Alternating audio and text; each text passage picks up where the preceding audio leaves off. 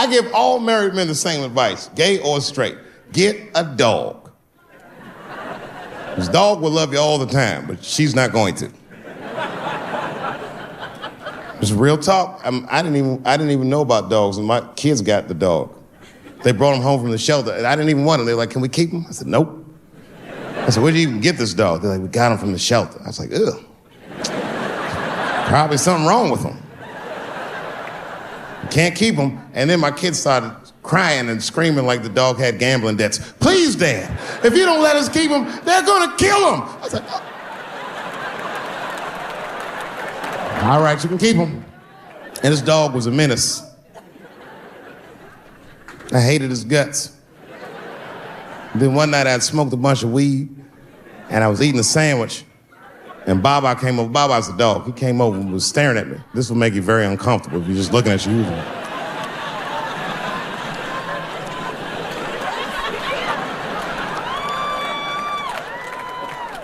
I had to give him a piece of my sandwich so he'd go away. And that's how we became friends. Now, if you see me walking down the street with Baba, I ain't got no leash or nothing. He walks right next to me. If I stop, he'll stop. And if I go, he'll go. And all my friends are like, yo, Dave, that shit is dope. How you train Baba to do that shit? I've never trained Baba. I'm just a messy eater. If I drop food and Baba's not around, all I gotta do is call him. Baba! He's a black dude's dog, so he doesn't come right away. He peeks first to see what's going on.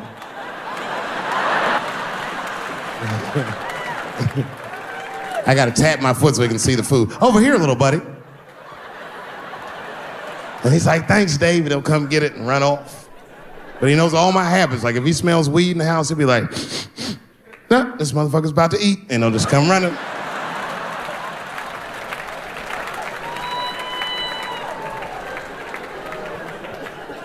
Baba got me through a very difficult time in my marriage. We spend the most time together. Like, it's not that me and my wife don't spend time together, but we've been married so long, it's like we don't talk like, I don't know if anyone's married here, but if after 10 years, all that chatty shit goes away. You've said it all. You know what I mean? It's just, yeah, we're just in the zone. She says the same shit to me every night before she goes to bed.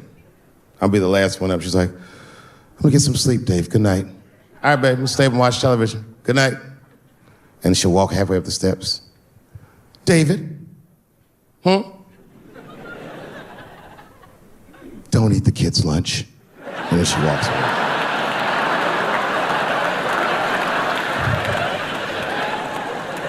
Well, the crazy shit is I don't even eat their lunch anymore. Back in the day, I used to eat that shit. You know how that goes. I might smoke some weed in the middle of the night and she'll leave neatly wrapped sandwiches all over the kitchen. I'm gonna eat it. What's the big deal? Why can't she just make another one in the morning? I mean, it's like, I got sons anyway. And sons love everything their dads do. My kids will be at school the next day, just look like, oh, Dad bit my sandwich. Oh, shit! Their dad is Dave Chappelle, man. You could trade that sandwich for something better. What I'm doing is adding value to their lunch.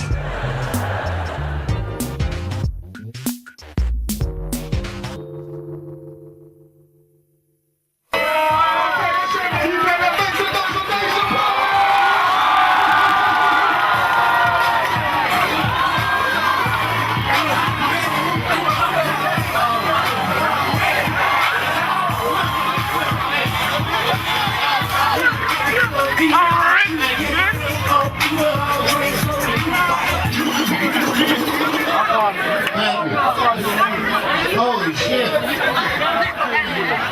got every black person in London in one room and shit. And I ain't seen no police outside. This is a different place. What's happening, y'all? England even got, I've seen homeless white people in England. We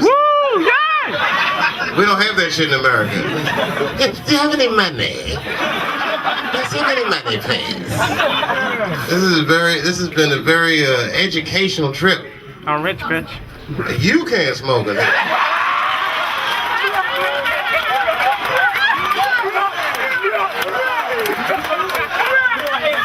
If they deport my ass, it's a free ticket home as far as I'm concerned.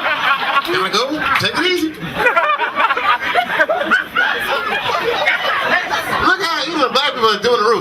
can't smoke in here. She probably got a bag full of weed and shit in her purse. Talking about what I can't do. I haven't been over to Brixton yet. Everyone's like, you gotta come over to Brixton. It's like, why would I come all the way from the hood in America to see the hood in England? I'll meet y'all at Corks. Where it's safe and shit. I don't know if the hood here is like the hood in America, but you know, you hear black dudes be like, yeah, I'm from the streets, I'm from the hoods. I'm like, I'm sorry to hear that, son. I'm sorry. Been through all that trauma and distress and shit. It's scary in the hood. I used to do in the ghetto. Oh, here comes the man, and he's like, look, he's gonna have to put that goddamn cigarette out. It's part of my, sir, it's part of my show.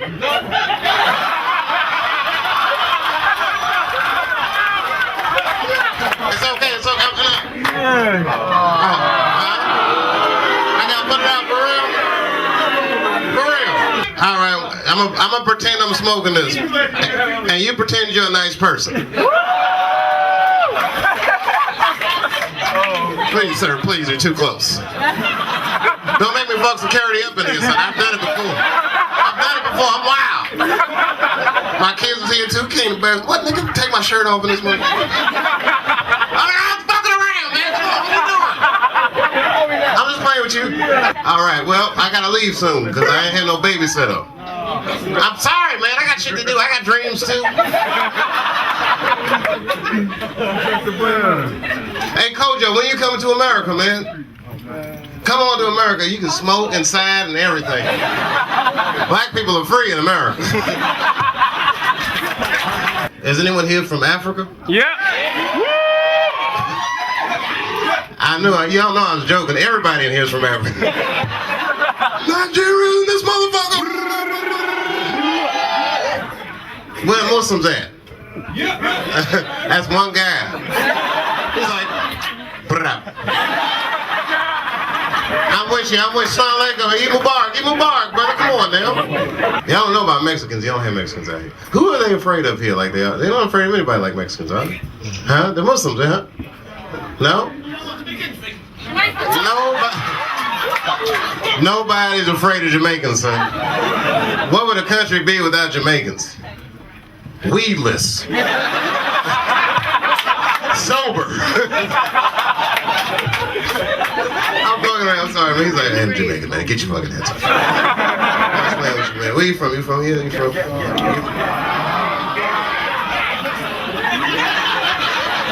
y'all hear that shit on my trip? Is there like a rugby match in the back or something? Oh. You from where? Oh, you from Nigeria, man. Man, y'all just happy because you paid the World Bank off and shit. America can't even do that shit. God damn. Y'all done paid off the global loan shark. Anyway, I don't know what's in front of. Shit. Oprah, dude, trust me. That's the last thing I want YouTube. Y'all YouTubing the shit out of me too. I gotta keep my poise. Y'all see that guy get tasered at John Kerry's speech on YouTube? That shit was the greatest shit of all time. He was like, "Don't you taser me, man!" Hell! We was like, hell! And 900 people were like, "No. We're not gonna help you." And the best part about it was you could hear John Kerry talking over the whole incident. Did you hear that shit? He was hearing in the background, blah, blah, blah, blah, blah, blah, blah, blah, blah. Did y'all hear what he asked John Kerry to get himself tasered? Did you hear the question? You didn't hear the question? He was like, "Is it not true, Senator Kerry, that you are a member of Skull and Crossbones, a secret society with George Bush?" And Kerry was like, "That's a very good question, and I'm going to answer that question."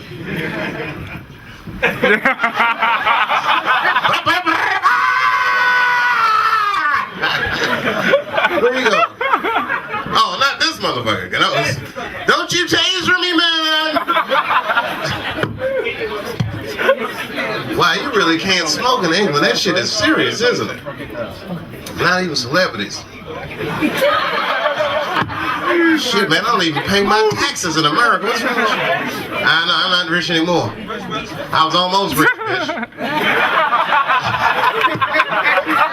Should have took that money. Now I'm in a basement in London somewhere.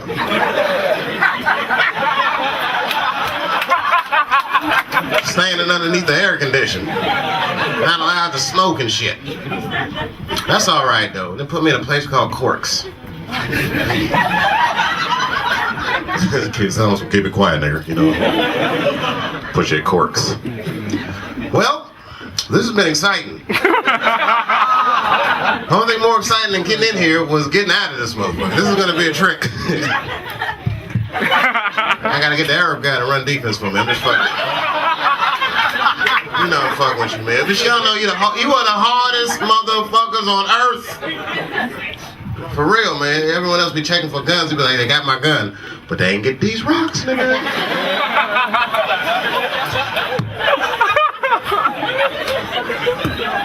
Where you from? You mixed up? He's like, I'm mixed, man. I'm mixed up. I'm confused, man. Look, I'm gonna tell you the truth, man. For real.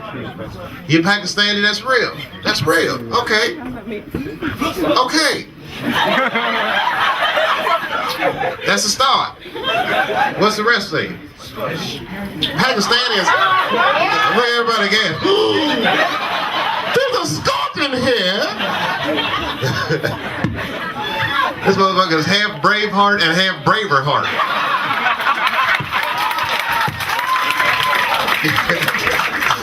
I'm half Pakistani, half Scotch. Hey man, look, my mother is half white. How about that? I'm what you call the new Americans, because my dad is all black and my mom is half white, which makes me 75%. That's right, that's the new Americans, and my wife is Filipino. And so my kids is Puerto Rican somehow, you understand? The whole world is getting mixed up. That's how it's gonna be. In a little while, we all just gonna be beige. Take a look at these black folks. We might be the last generation, right? We're all mixing up. It's all good. It'll be one world soon. You know what? I say a lot of racist jokes, and my mouth says racist things, but my penis is a humanitarian.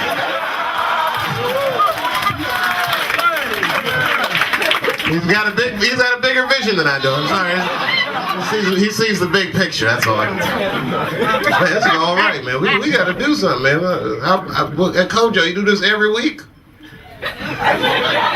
He's like, yes, I do, Dave. All right, I'll be back in like 4 years. I didn't know y'all did this every week, man. See, Stan and Chris Tucker was here, it would have been all over, wouldn't it? See, well, he's not. I'm sorry. If Eddie Murphy was here, it should be off the hook. You know, yeah, my wife is here too, so you know, I gotta keep my hands where she can see them and shit.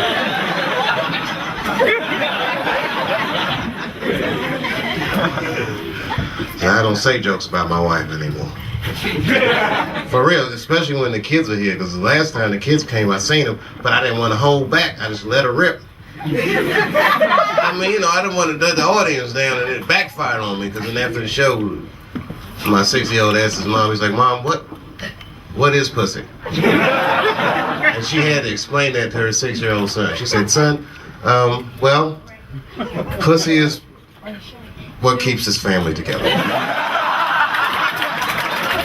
right, you guys, thank you very much. Big up Kojo.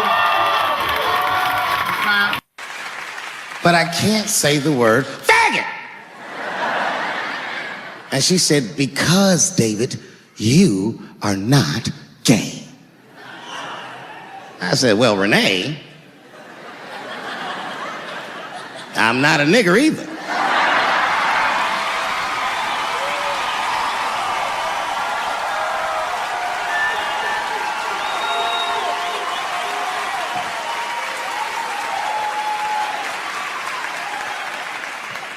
But you see, what I didn't realize at the time and what Kevin had to learn the hard way is we were breaking an unwritten and unspoken rule of show business. And if I say it, you'll know that I'm telling you the truth. The rule is that no matter what you do in your artistic expression, you are never, ever allowed to upset the alphabet people. You know who I mean. Those people that took 20% of the alphabet for themselves. I'd say the letters, but I don't want to conjure their anger. It's too late now. I'm talking about them L's and them B's and them G's and the T's. People be surprised. I have friends, all kinds of letters. Everybody loves me and I love everybody. I got friends who are L's, I got friends who are B's, and I got friends who are G's. But the T's hate my fucking guts.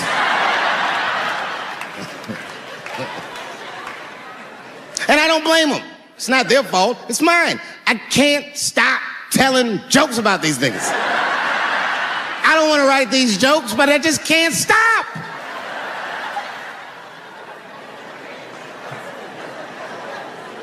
You know, you hear all those letters together all the time, LBGT, LBGT, and you think it's just one big movement. It's not. All those letters are their own movement. They just travel in the same car together. And my guess is,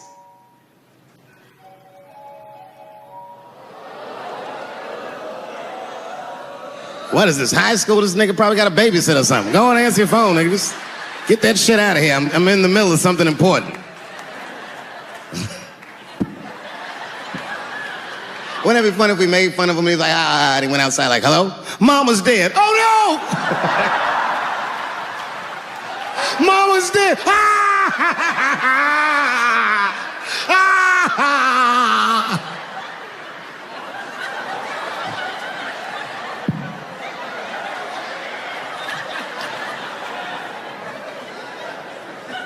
That's a weird timed phone call, wasn't it?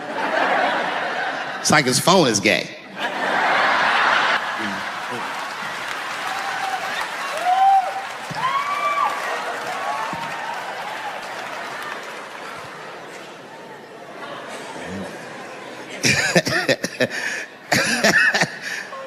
Like I was saying, my guess is the G's are driving that car. That makes sense to me, because there's white men in the G's. And these people are trying to get around discrimination and oppression. And you know how white dudes are. We know these roads. In fact, we built these roads. The rest of you buckle up, we'll get you to where you want to go. So the G's are just driving the car. Of course, next to the G's in the passenger seat is the L's. Everybody likes the L's, except for the G's. I don't know what that's about. I just know the G's don't like them that much. And the G's always say like little subliminal digs on them. It's unnecessary shit. It's not mean, but you know what I mean? They just be like, I wouldn't wear that. The only thing that breaks the tension between the L's and the G's are the B's in the back seat. That's right, there you go. Everybody scream out when you hear your letter.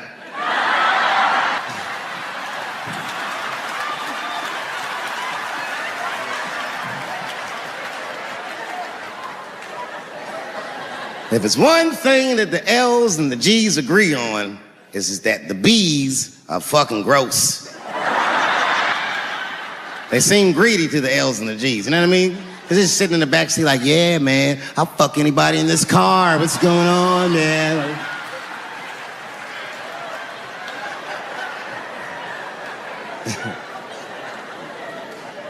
And sitting next to the B's, all the way in the backseat by themselves, looking out the window. That's the T's.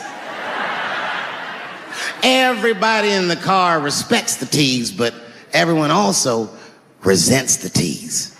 It's not the T's' fault, but everyone in the car just feels like the T's are making the trip take longer.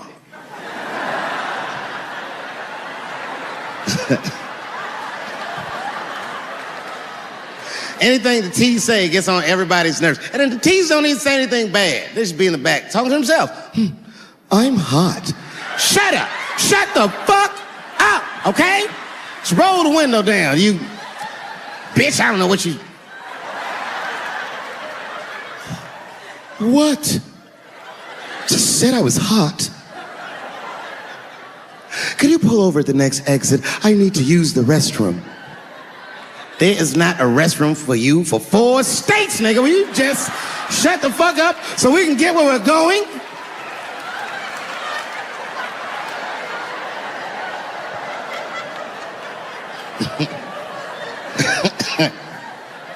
And just when that car can't get any more tense, the cues are a hitchhiker that they pick up on the road. Some white dude in booty shorts is walking down the freeway.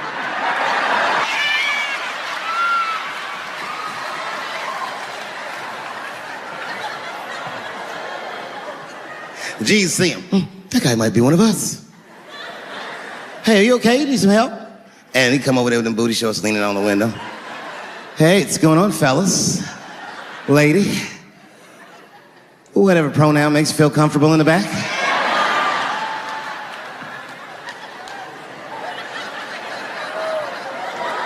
Yeah, I don't really know where I'm going. I don't know if I'm gay or I'm straight or whatever. All I know for sure is that I really want to get in this car.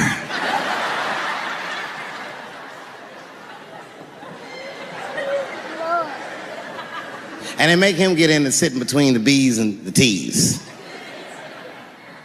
I feel bad for T's, but they're so confusing. And it's not all my fault. I feel like they need to take some responsibility for my jokes.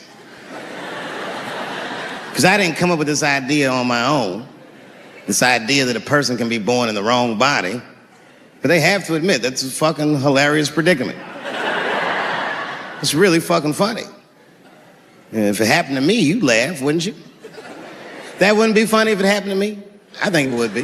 What if it did? What if I was Chinese, but born in this nigga body? That's not funny. It's been said in the press that I was invited to speak to the transgender employees at Netflix, and I refuse. That is not true. If they had invited me, I would have accepted it, although I am confused about what we are speaking about. I said what I said, and boy, I heard what you said. My God, how could I not?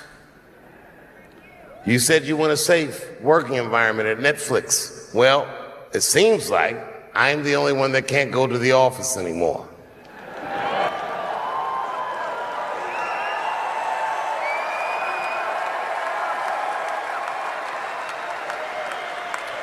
I want everyone in this audience to know that even though the media frames this, that it's me versus that community, that is not what it is.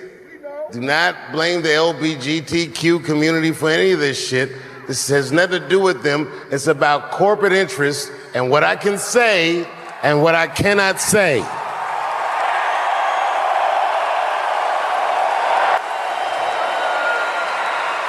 For the record, and I need you to know this, everyone I know from that community has been nothing but loving and supporting.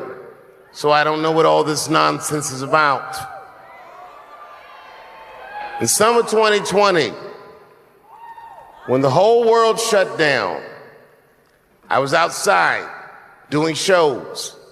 My neighbor had a cornfield and he let me throw shows there, and people came from all over the country. Some people came from around the world to see those shows. The best comedians on earth came to my home and broke bread with me. And we lived our lives. We found a way to keep moving forward. I made a whole documentary about it. The first night of those shows was a piece that some of you might have seen. It was called 846, and it dealt with the death, the murder of George Floyd.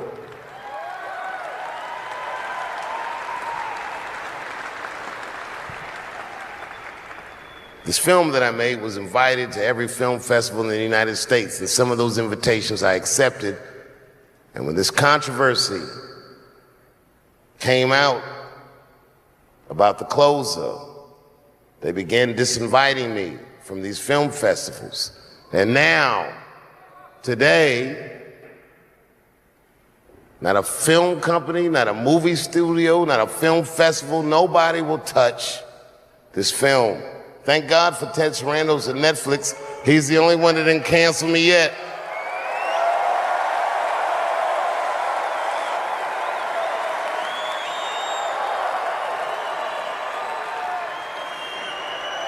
To the transgender community, I am more than willing to give you an audience, but you will not summon me. I am not bending to anybody's demands.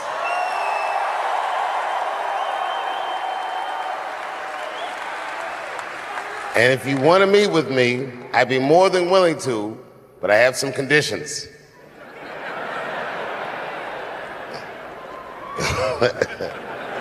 First of all, you cannot come if you have not watched my special from beginning to end.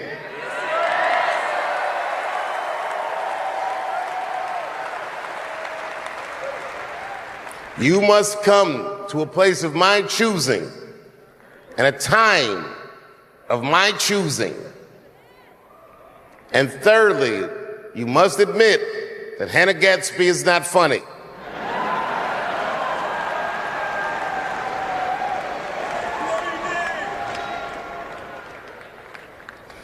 I desperately want people to see this movie, but I understand why investors would be nervous. Since nobody will touch it, I'll tell you what I'll do. I will make it available for all of you in 10 American cities, going on sale in the next few days. You will be able to see this movie in its entirety, and you can see what they're trying to obstruct you from seeing. And you can judge for yourself, but you cannot have this conversation and exclude my voice from it. That is only fair. You have to answer the question, am I canceled or not? Then let's go. Thank you very much and good night.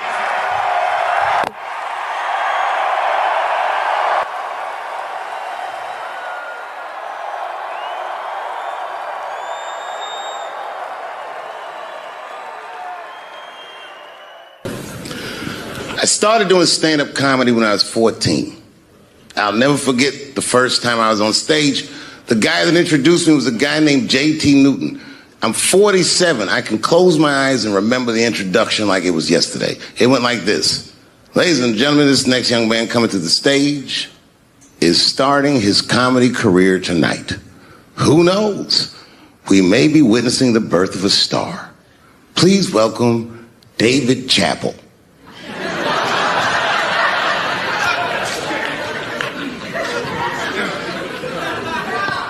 From the first time that I ever held a microphone, I was sure this was it. I knew I was home. I knew I had found my thing. And my God, man, I was a child. I got good. Matter of fact, I was good from the moment I started. And I'm not saying this to be a braggart. I'm telling you the truth. These old niggas was in awe of me. How is this little boy so poised? They used to say. I was.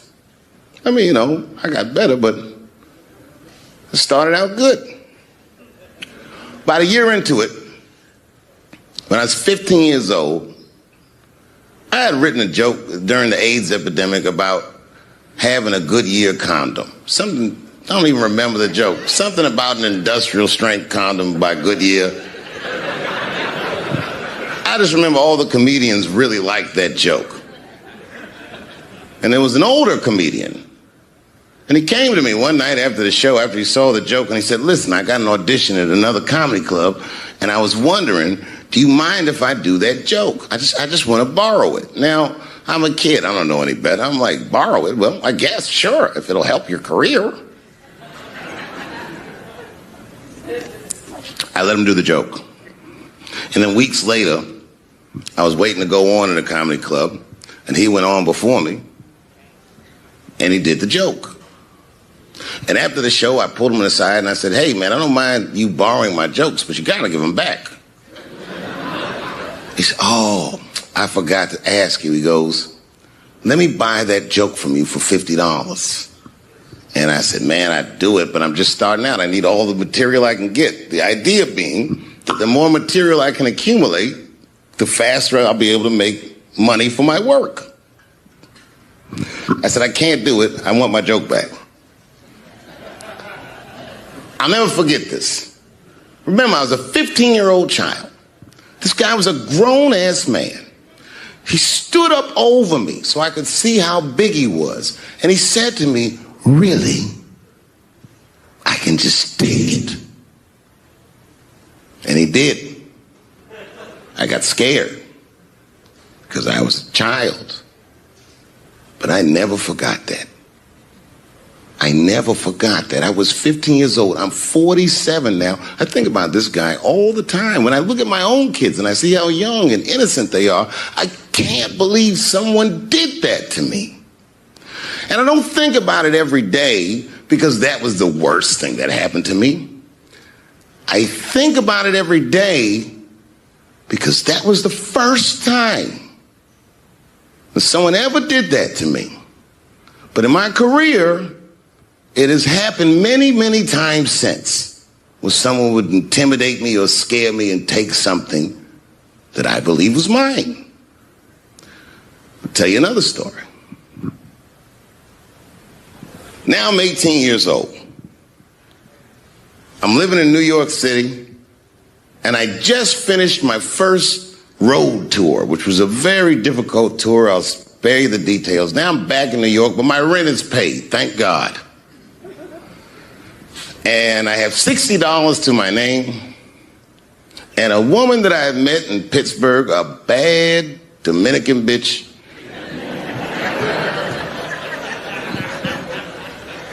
was coming to New York. She was going to spend the weekend with me. I couldn't wait for her to get there. She was coming that evening. But remember, I only had $60 for a whole weekend to entertain a bad bitch. Now I'm walking through Greenwich Village, and I see something I've never seen before. 3-card Monte. You know what that is?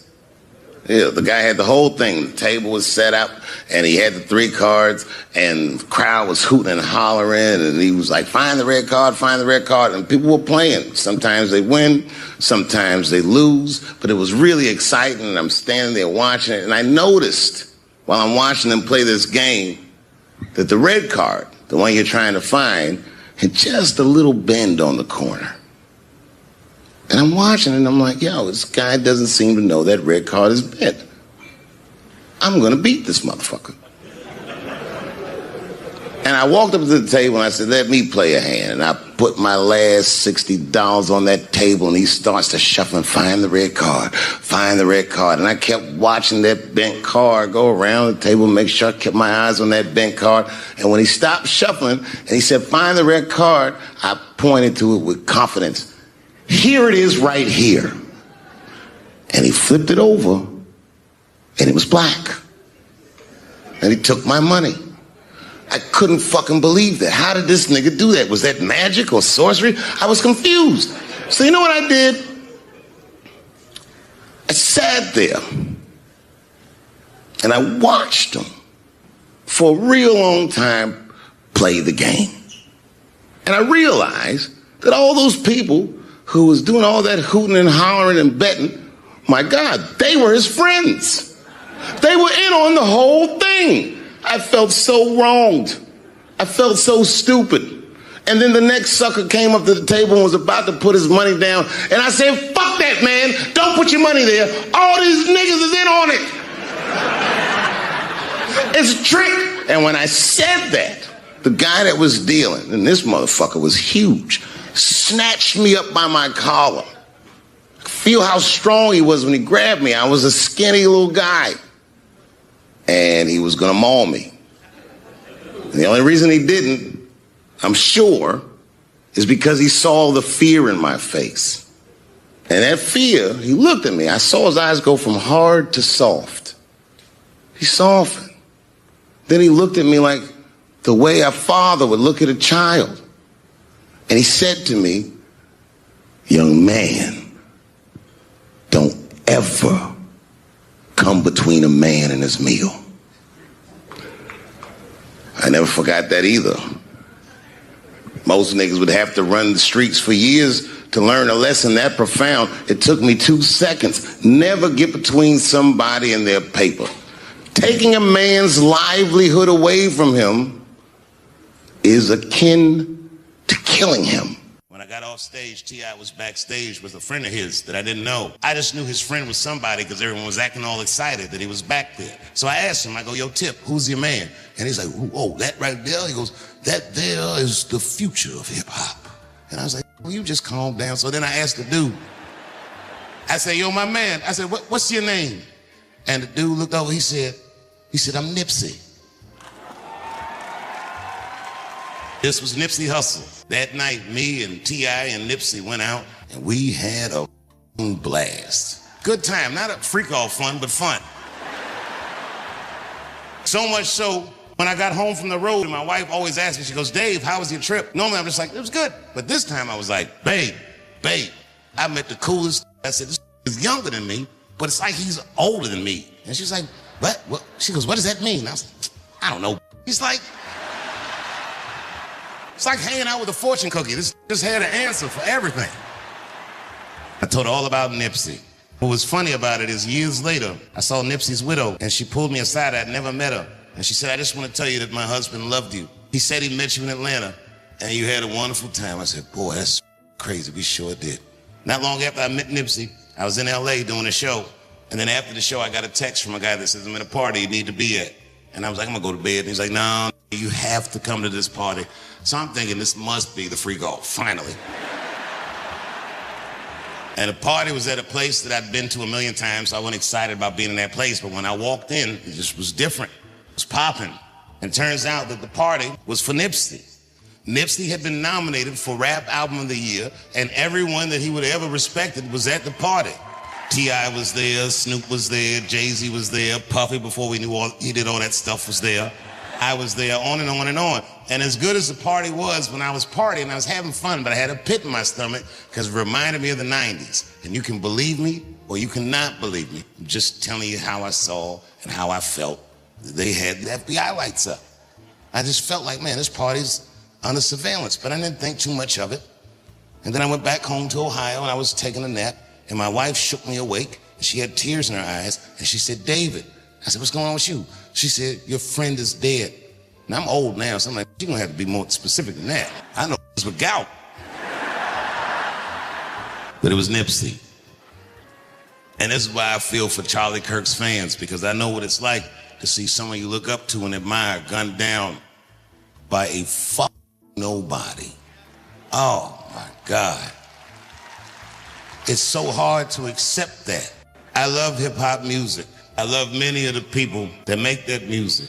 They taught me things and showed me things that I'd never seen for myself. Good things. For example, I was in Atlanta and a rapper named T.I. called me up. Now, at this time, I didn't know him well. I know him better now, but I knew him well enough that he'd have my phone number. And then he called me up. He was like, Dave, I heard you was in my city. He said, I want to show you the real Atlanta. I said, yeah, let's go. He said, meet me downstairs in your hotel valet. So I went downstairs. I thought he was around, but when I went down there, he was outside in the valet, sitting in a purple Phantom. This car must have been $1.5 million. Beautiful purple color with ivory white seats. It's the kind of car that you gotta have a chauffeur to drive, but for some reason, this was driving it himself. And I didn't ask no questions. I just jumped in the car, and man, he showed me Atlanta. Everything. Outkast and them started rapping over there, and Future used to play in the playground over here, and then he sold the car up and he pointed to a house and he goes, and Martin Luther King grew up in that house right there, and he raised his children over here, and that's the church he preached in over there. And then we stopped at a red light, and these little black kids rushed the car from either side of the intersection. These kids in Atlanta, if you know, they're called the Water Boys. Their whole hustle is they sell water to people who are stuck in that hot Atlanta traffic. I didn't know that. I just saw these young running up on the car, so I locked the door like that.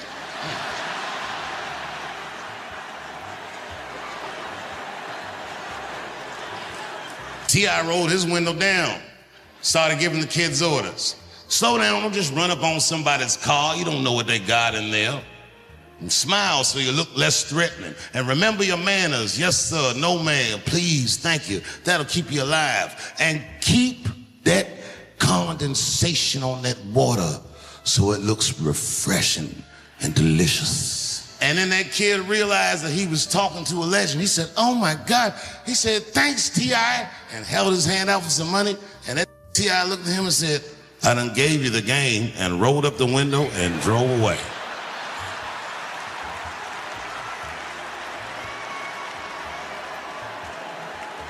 Without question, all of us, individually and collectively, are living through some sort of a conspiracy, I'm sure. That feeling you have that something is wrong, or you might feel like, hey, am I right about this? Am I crazy? No, you're not crazy. This thing you're feeling, I'm telling you, I feel it too. But here's what I suggest.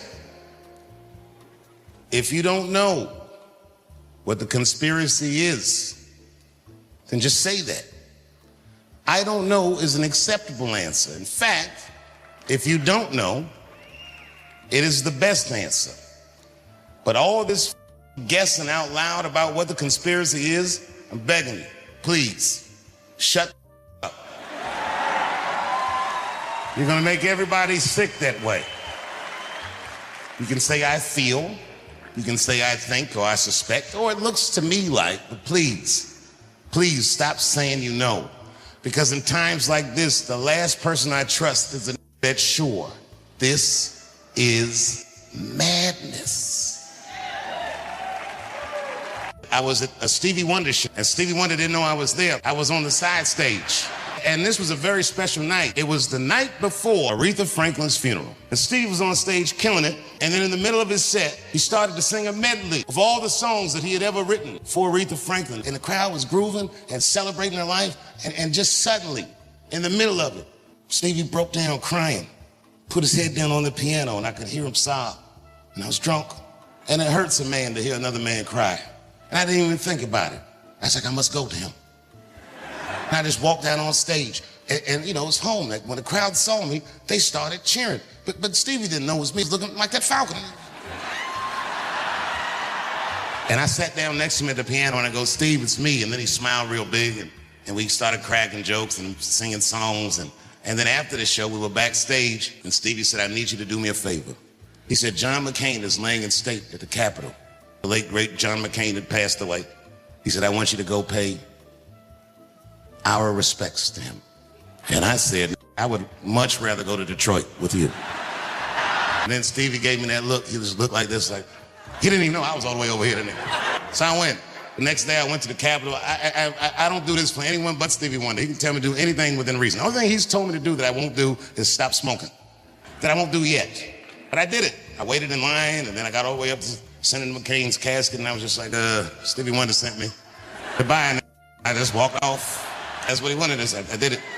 A lot of people don't know the only reason that Martin Luther King's birthday is a holiday is because the King family and Stevie Wonder lobbied very hard and very long for that holiday. People forget that what they call Black Happy Birthday, the Stevie Wonder Happy Birthday, was a protest song about making the King holiday a reality. Happy birthday to you. Happy birthday to you. Happy birthday. And it was so effective. Finally, the Senate voted on it. 99 out of 100 senators agreed to make that birthday a holiday, except for one, John McCain. The guy that Stevie sent me to say goodbye to. What a great man Stevie Wonder is. How much this country could learn from a man like that. I seen Mick Jagger from the Rolling Stones at a party. I sat there and said, yo, Mick. I said, Mick, you got to come to Ohio and play my club. And he was into it. He was like, all right. He said, all right. I like playing clubs, but tell me about the town. I said, well, what do you want to know? And then he looked at me like you know, Mick Jagger look. He said, are there girls there? I lied right in his face. I was like, yeah. He knew something was wrong. He's like, no. come on, Dave, you know, like the kind of girls that I like.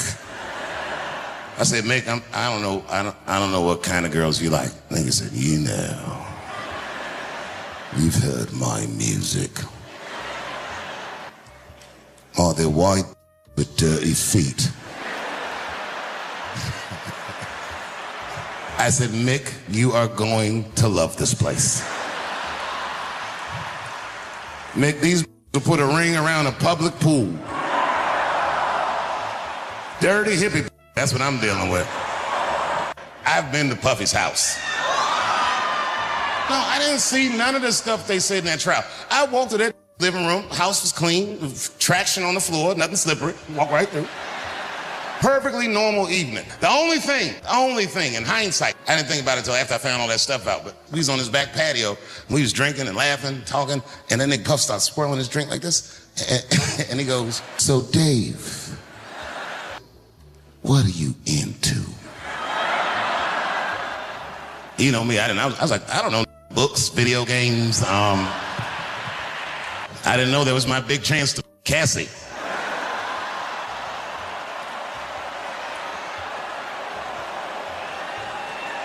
I'm not making light of her. What she went through was terrible. But remember, because they kept showing this video of him beating her up in a hotel hallway, which was a terrible video, but he wasn't on trial for that. If you remember, he paid her for that before the federal charges ever came up. He paid her $35 million, is what I heard, which doesn't make it right, but I mean, come on. I do know they have fought Floyd Mayweather for less money than that. And then they had to fight for 36 minutes.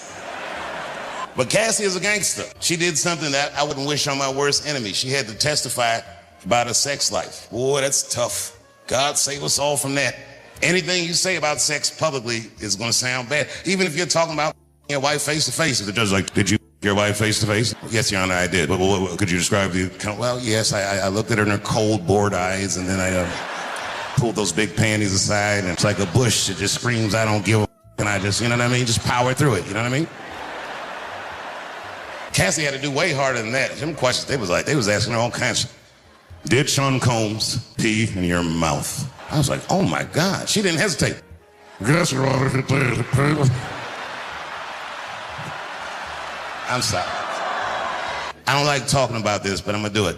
He got mad because I said, well, you know, maybe Puff will get off. And I said, I hope so.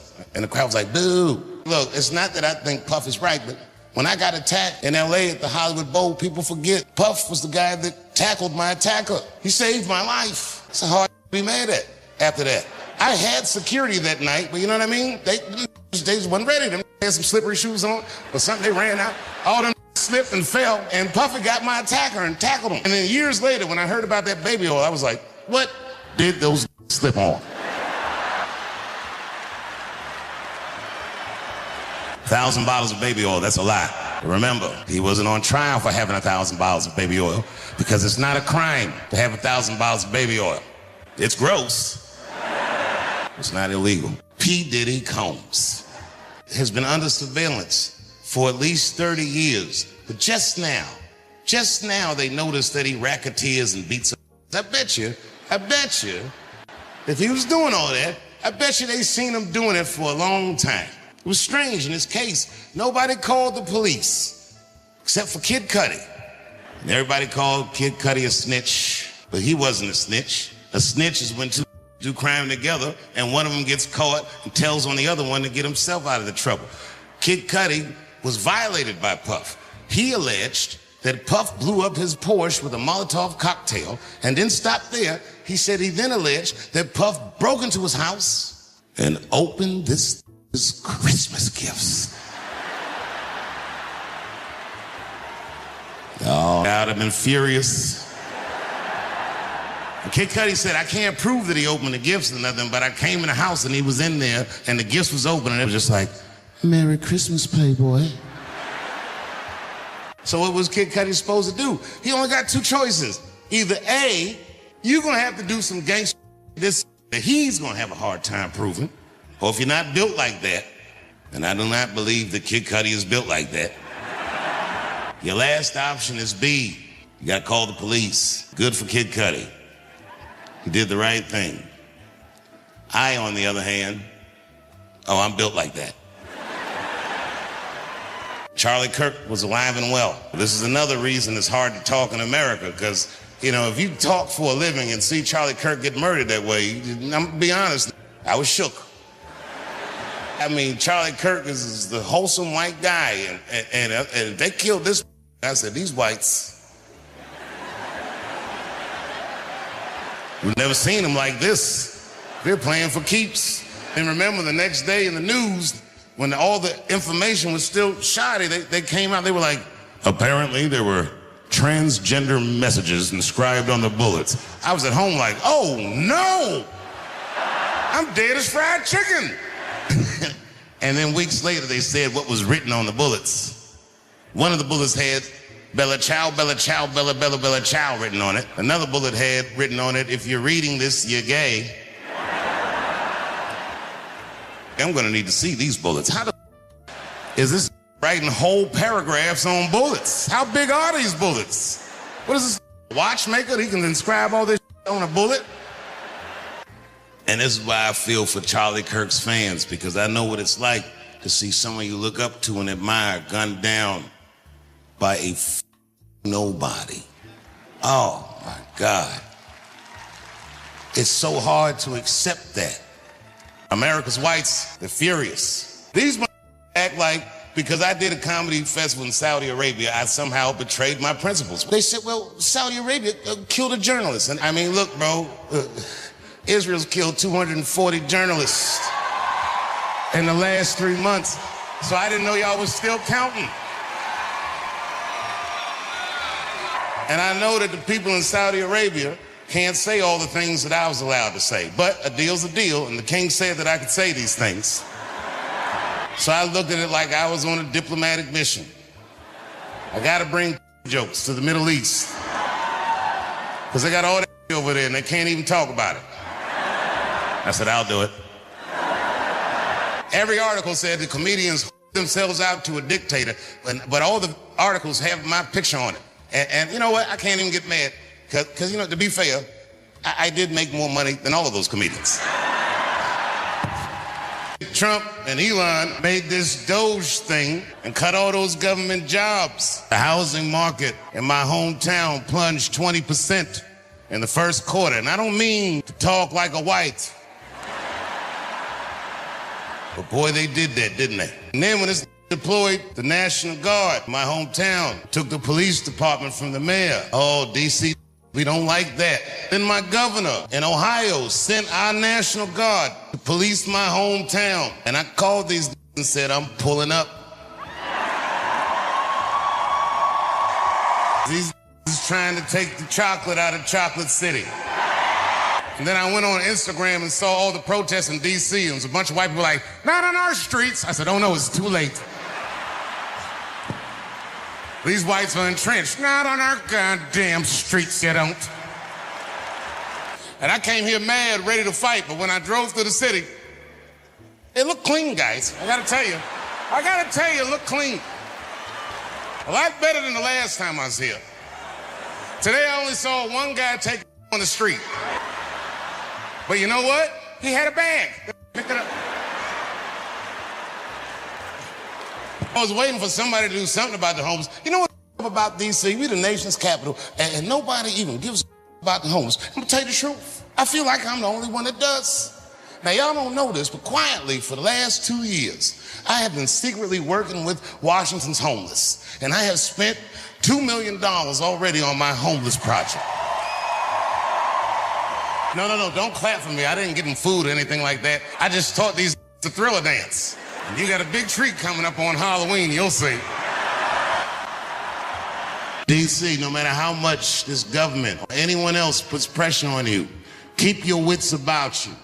I'm here just to remind you that we are a community and we will stay sane together. We will take care of each other and we will wait this orange out.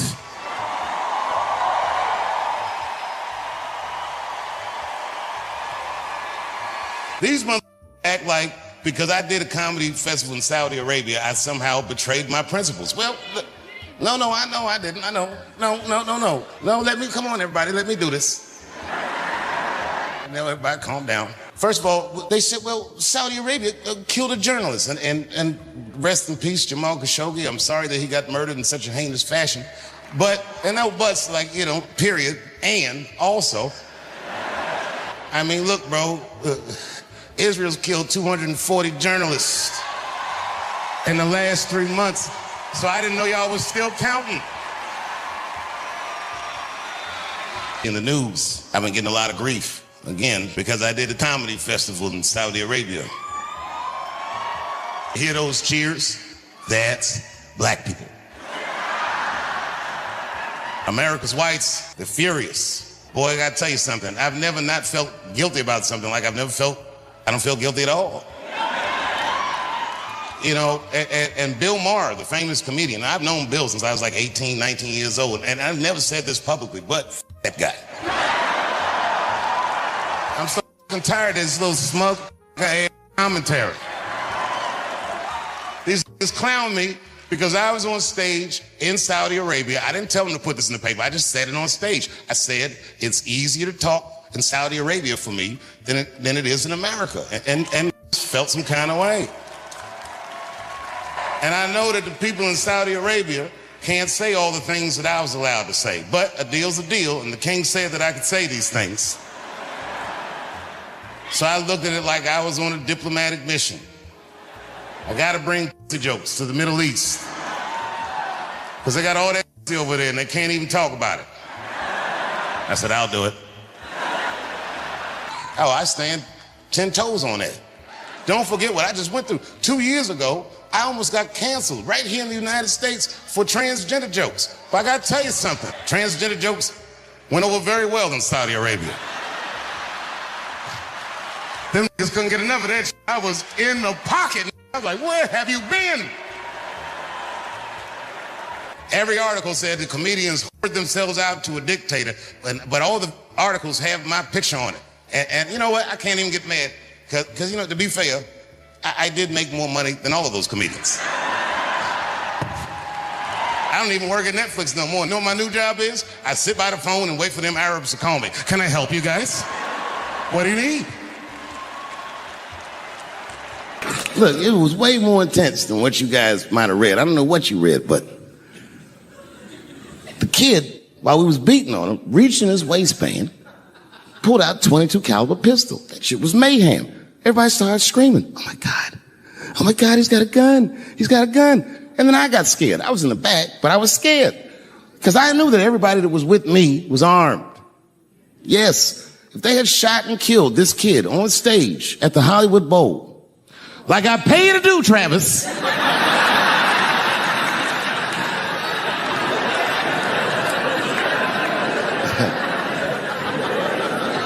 But Travis G'd up. Travis wrestled the gun out of the kid's hand, and then he took it like this and tried to chamber the round, and he couldn't. So he pulled the trigger, and it wasn't a gun. A knife blade popped out of the front. I guess this kid was gonna stab me. Some scary shit. So the next night, even though I didn't have a show, I said, I gotta get right back on stage. And I went and did a show. And someone in the audience screamed out, Dave, what happened with the attack? And I didn't know there was journalists in the room. All I said was that this nigga had a knife that identified as a gun. I got 6 more weeks of bad press for that joke. I didn't even do nothing to this nigga. That's not right. That was not right. And then the New York Post went to the jail and interviewed my attacker like he was some kind of hero. And I read that interview. It turns out the entire attack was my fault. Yes, I triggered him. I didn't mean to.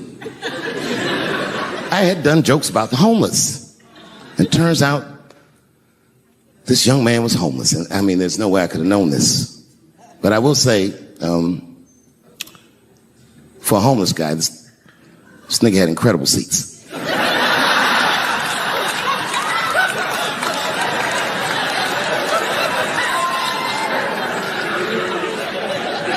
Oh, and they said I triggered him because I had done LBGTQ jokes, and it turns out this fellow was a bee.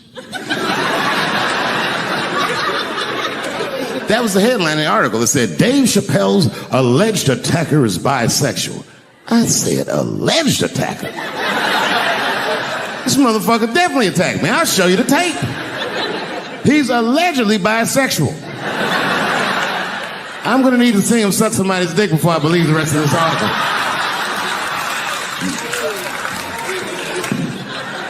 I read that shit in the paper. I was horrified. I was like, oh, bisexual? I could have been.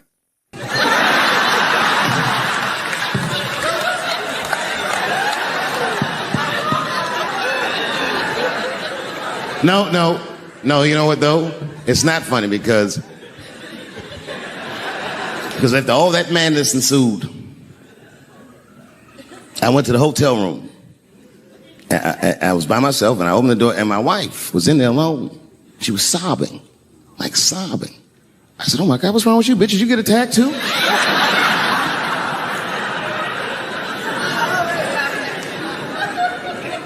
And she's crying and she said, oh my God, David. She said, if you had died tonight, me and the kids would have nothing.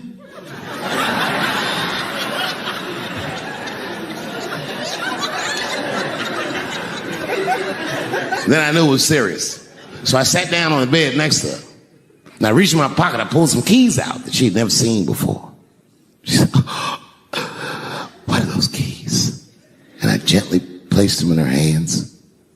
I said, sweetheart, those are the keys to my safe deposit box. God forbid anything ever happen to me. But if it does, don't even worry about it. You and the kids have everything you need in that box. I've already taken care of it. And she was looking at them keys, and I could see her mind realize what we were actually talking about. And then she just started crying harder. And to be honest with you, that made me cry a little bit too. And we hugged each other real tight.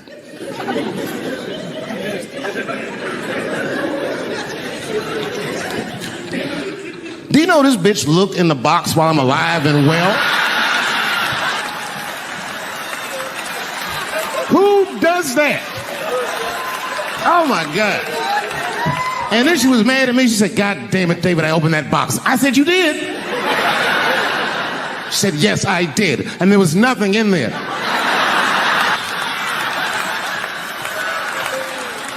I said, nothing? Oh. She said, nothing except your stupid joke book. I said, whoosh. I said, well, sweetie, look. If you tell those jokes exactly how they're written, you and the kids should be fine. They're really good jokes.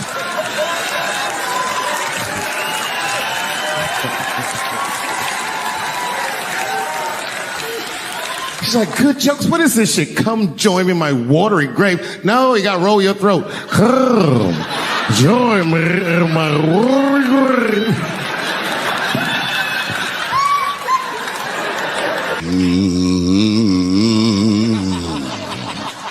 You know, that's just my grandmother used to sing that when she cleaning up. That's a Negro spiritual. Black work song. Not everybody know about that. I know. See, white people, you guys might whistle when you work.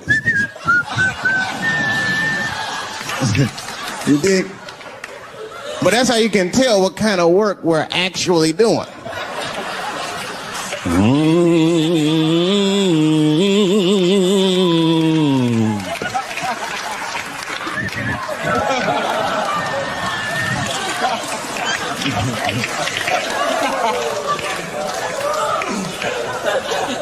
I study that kind of I do. Anything that has to do with race. I read a little here, see a little there. And I travel.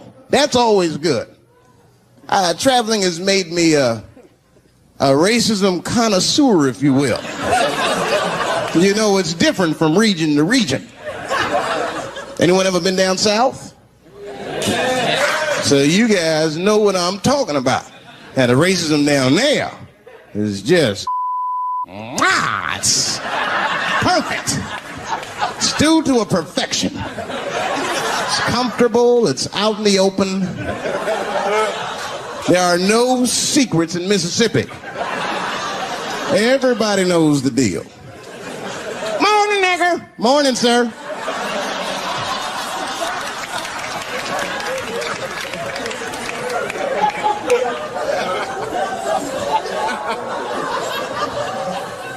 Not up here. You hit the big cities, man. It's different. It's always a secret. And we should do like them. We should keep our shit out in the open, then a little. I mean, with limits. You don't want to say whatever comes to your mind. That might be a little much. White dude be walking down the street minding his business, and the brother walk up to him. Hello, you white oppressor, you slave master rapist of Africa. Why, hello, my big lip spear chucking friend. Touche, honky. So, Whitey, what did you do today, huh? Oppress a new land and make the people there Christians against their will?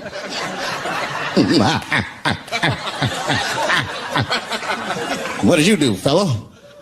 Burn those big black lips on a crack pipe as you miss your job interview? Whew. Easy, Whitey, you're cutting deep. All this chit-chat has got me thirsty. If you will excuse me for a moment, I'm going to go to the Korean store and get something to drink. Ching-a-ling. Hello. You slanted-eyed, ruining the economy in our neighborhood by opening stores and taking the money out the community. Chink. Wow. Good afternoon, you browse around but never buy anything, suspicious looking nigga. After a while, that might be too much.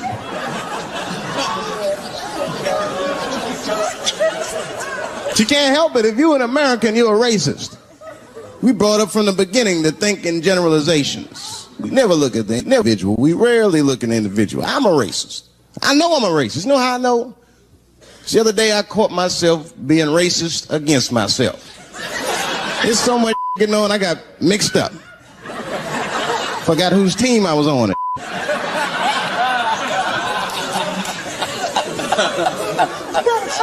One time I was reading the paper, man, this story came on about this guy was suing a department store because they wouldn't let him play Santa Claus, you know, because he's black.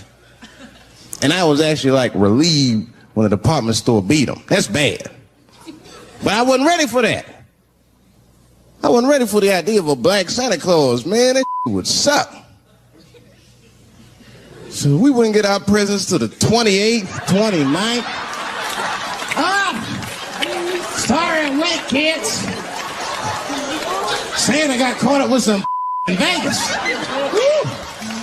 I had to sell some toys to get back, shit. Where them cookies at? I heard that when Martin Luther King stood on the steps of the Lincoln Memorial and said he had a dream, he was speaking into a PA system that Bill Cosby paid for. Do you understand what I'm saying? The point is this. He rapes, but he saves. And he saves more than he rapes, but he probably does rape. Thank you very much. Good night. I know it's fucked up, but I tell you the truth. You know, everything's funny. Everything's funny till it happens to you. 3 months, a mere 3 months after that terrible attack that Chris Rock endured, I was on stage at the Hollywood Bowl. And a lunatic jumped out of the crowd and attacked me. Now, I gotta tell you, if it happens to you, you don't even know what the fuck is happening. It was like slow motion. I just looked over. I don't know this nigga. And I was looking, I said, oh my God, I'm being attacked. And this motherfucker was ragged. He jumped at me. He was like, ah! I'm old, but I'm fast. I caught this motherfucker's head with my hand and pulled his hoodie over his eyes. I can still feel his head in my hand. It was spongy. He had been growing dreadlocks. Not the beautiful dreads that Rastafarians grow. These were accidental LA homeless dreads. This shit had leaves and sticks and bottle caps and shit in it. Some kind of grease. I was like, ugh, like this. And then I fell down. And he knocked me all the way on the ground. And I was like, man, this is a bad situation. I'm like, I don't know if I'm going to die or what's going to happen. But in that moment of vulnerability, You know what occurred to me that had never occurred to me before in my life? In that moment, it occurred to me that bodyguards should not wear dress shoes to work. Travis! This nigga Travis came out slipping and sliding on some kind of beautiful loafer and fell flat on his back. Bop. I said, oh my God. Now both of us are down. I gotta handle this shit myself. So I popped that back, boom. And then the kid that knocked me down, he popped up, boom. And we looked at each other and realized at the same time, I was bigger than him. And that motherfucker took off running. And I started to chase him and I said, fuck him. I picked the microphone up. So I'm gonna finish this show now. That's right.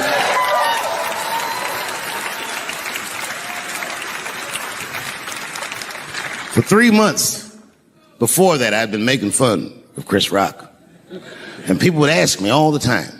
They'd say, Dave, what would you do if you were Chris Rock and Will Smith slapped you in the face? And to this day, the answer is the same. Well, I don't know what I would have done. I've never been in a situation that extreme. But I do know now what Will Smith would not have done. And that is enjoy the rest of his evening. Man, listen. We gave that kid a good while. We was whooping his ass. Not we. I mean, I was on stage trying to think of a joke to tell, but they was beating this nigga up right behind me. Everybody could see it. Everybody could see it. And I'm sitting up there trying to think of what to say. And I'm tongue-tied. Me, of all people, can't think of anything to say. Look at my karma. Just that moment. Of all the people in the world, Chris Rock walks from backstage, walks up to me in front of 20,000 people, grabs the mic out of my hands and looks at the crowd and goes, was that Will Smith? Man, motherfuckers fell out of their chairs laughing. I was standing there looking stupid. I was fucking furious because I'm thinking in my mind, nigga, this is my attack. You got attacked 3 months ago. Now you have jokes. So I snatched the mic back from Chris and tried to get one off, but my shit did not go good at all. I didn't know what to say. I was just like, it was a trans man. And the crowd was like, boo. It's LA, we like trans people, boo. I know, I felt so bad. I felt so bad. But I know why I did it. You'd have to be there to understand, but man, when that guy tackled me, it was like it's like a movie or something. You gotta picture this. Picture a famous person you like. Every famous person you could imagine was at that show. It was like the biggest night that Hollywood had ever seen. And when that guy tackled me, he cleared the bleachers. I had to watch the tape afterwards to know this happened, but as soon as he tackled me, Jamie Foxx was the first motherfucker that jumped out of the crowd. He was wearing a white cowboy hat like he knew this shit was gonna happen to him. Never seen this nigga in a cowboy hat before. And Jamie started chasing that motherfucker around like any given Sunday. And that kid was fast as shit, was juking and shaking, and he broke Jamie's ankles, and he just kept running. And then Jon Stewart from The Daily Show ran from backstage and jumped at this motherfucker like Super Jew. He was like, ah! And the kid seen Jon coming, so he jumped back, and Jon went flying that way. And this kid was fast, and then he turned around. He sees the emergency exit. He starts running for the emergency exit. Just before he got to the door, motherfucking Puff Daddy from Bad Boy Records jumped in front of the door. That nigga was like,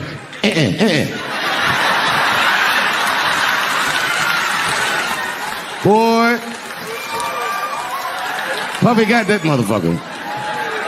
And then every celebrity just ran out because every celebrity saw themselves in me, and they just started beating the fuck out of that kid. And I know Chris was backstage looking like, nobody helped me.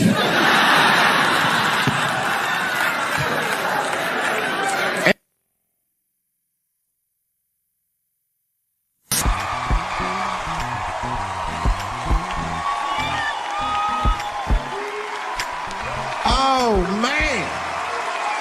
Oh, shit. Oh, shit. Yes, bring it on, bring it.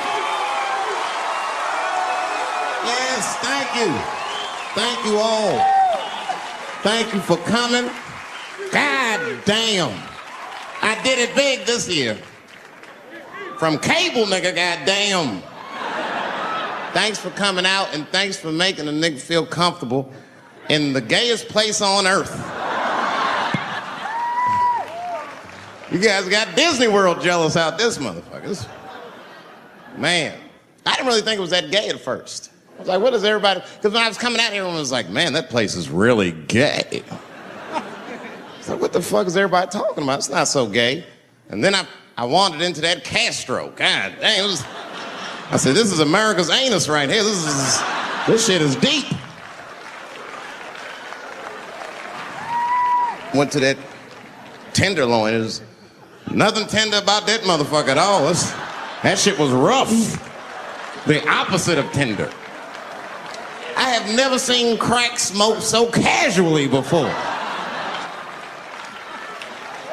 These niggas was sitting in front of Starbucks smoking crack and drinking coffee. I said, this is off the hook. Talking about politics.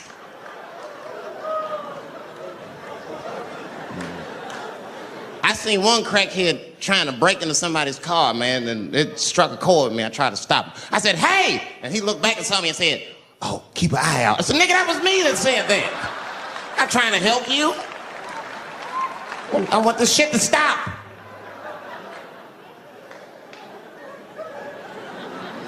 Crackheads are like that. I had a crackhead break my car window one time. Broke it! You know what he stole? Fucking candy bar I had lying on the seat. That's all he took. It's a goddamn candy bar. I was so mad. I drove around the neighborhood for 5 hours looking for a crackhead with chocolate on his face. I did that. I finally found when I grabbed that motherfucker and said, hey man, what's all this chocolate on your face, motherfucker? He looked confused. Chocolate? This is doo-doo, baby. I said, ah! Oh, man. This place is insane. But you know what I like about San Fran, and the reason I picked this city to do my special is because of all the major cities in America, somehow people get along here better than anywhere else I've seen in the country. That's right. That's right. And I always admired San Fran for that. And today I realized how you did it. Put all the niggas on the other side of that bridge. There's nothing, this shit ain't happy on that side. You leave San Francisco like, bye, thanks for coming to San Francisco. Come back in April, we're having a sale on Birkenstocks. As soon as you get to the other side, welcome to Oakland, bitch. Quick, quick.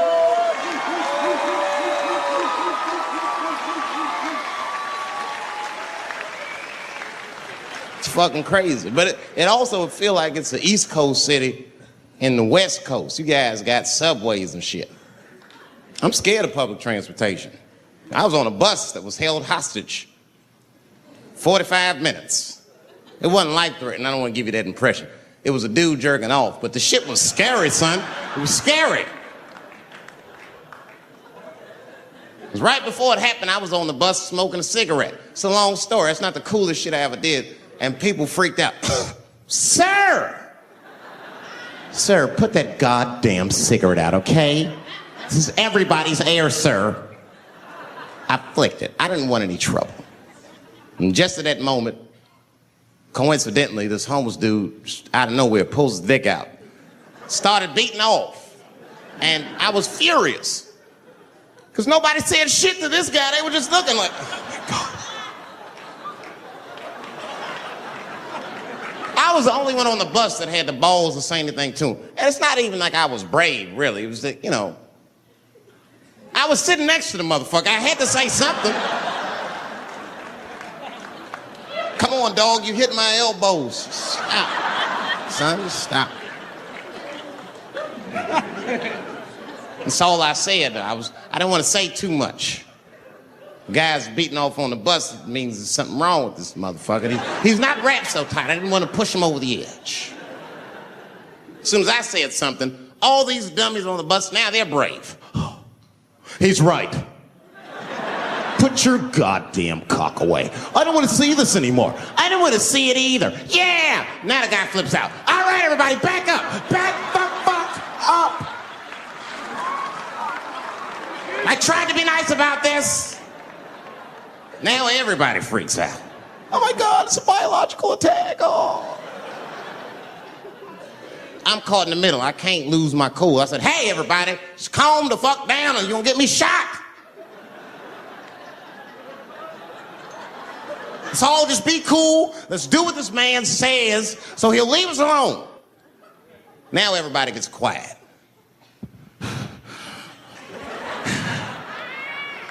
That's better. That is better. And then he started walking up and down the aisles, just terrorizing us.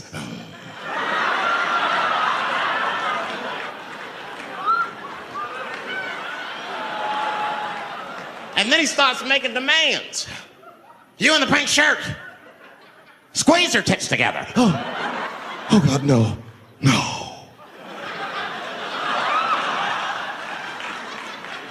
You, stick your finger in your butt. Why? Oh God, why is this happening? Oh God, oh God. He was working my way. Shit was tight. Just that minute. I got saved, dudes. I was so lucky. This guy at the other end of the bus, he snapped. He lost his mind. I seen it happen. Ah! He screamed out, rush him! He can't come on all of us. And charged me out. Ah! And it was like a movie. This homeless dude seen him coming and shot one off. Ah! I dodged that shit like the Matrix. Niggas, oh.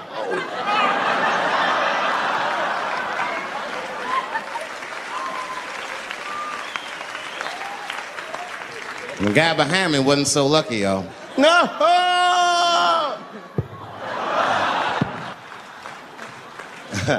That shit was gross. It didn't kill him, but I'm sure that fucked his day up. You're not gonna have a normal day if the homeless dude busts a nut on your forehead and 8:30 in the morning. That's a wrap on the rest of the day. Ah! This guy was freaking out. It burns! Oh! Oh! Oh! Everyone was standing around looking at him. Even the homeless dude felt bad. I guess he was finished. He came back to his senses. Oh, this is my stop. I said, relax, motherfucker. I had to say something. Relax.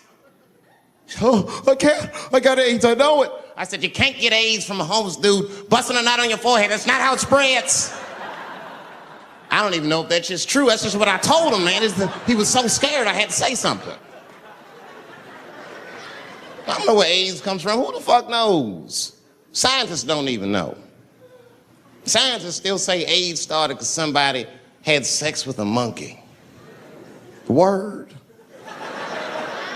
After all this research, this is the best explanation that you came up with, mother.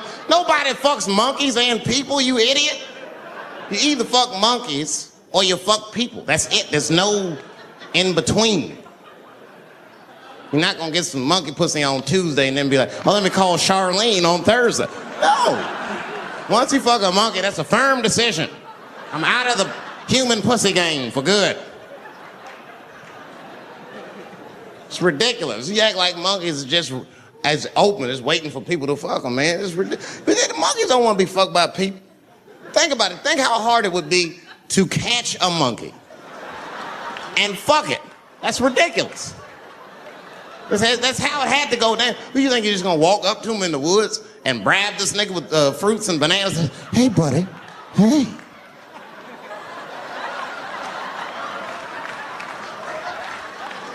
Yeah.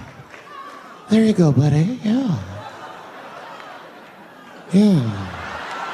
There you go, your big bright red ass.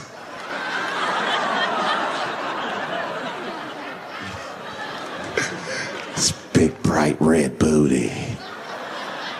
You know how strong a monkey is? Would rip your dick off like a celery stalk. It's Throw that shit in the tall grass to never be seen again. Hey, dog, we gonna go to the club, pick up some girls. You trying to roll? Nah, man, I'm cool. I'ma stay home, dog. Chill with my monkey. You know how long it took me to train this monkey to suck my dick without peeling it?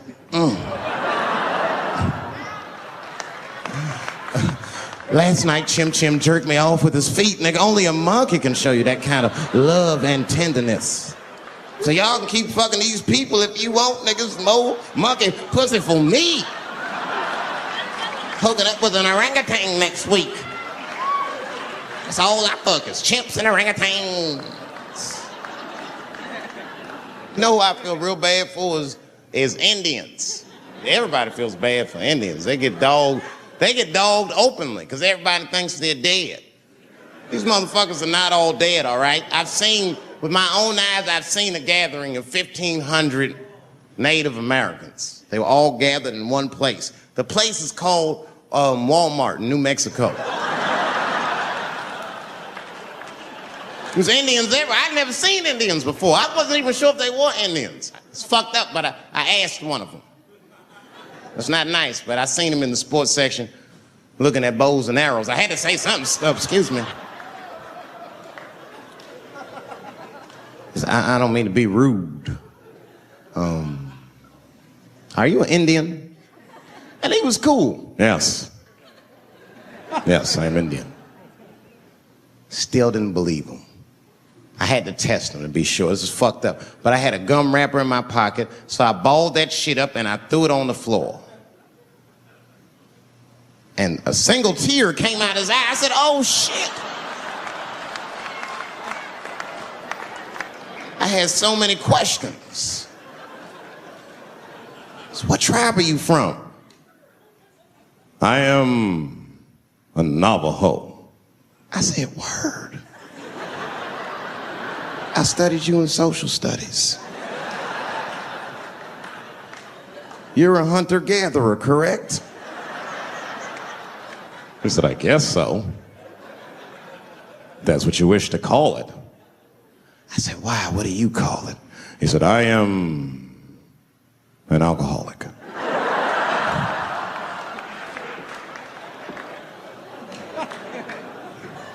I said, well, what's your name, dog? He said, please. Dog is my cousin. That's a good guess. My name is Running Coyote. What is your name, friend?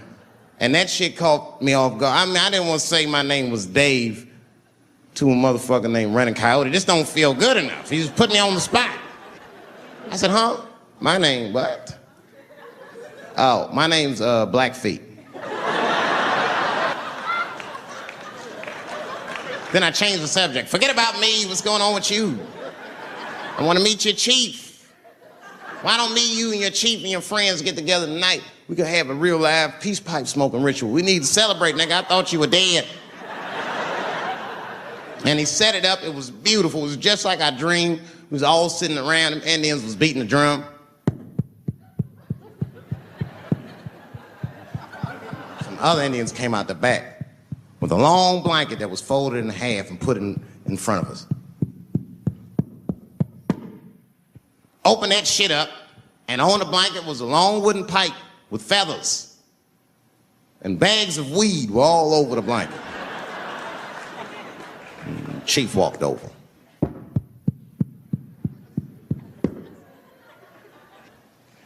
The big ones are 50. The little ones are 25. And these are 10.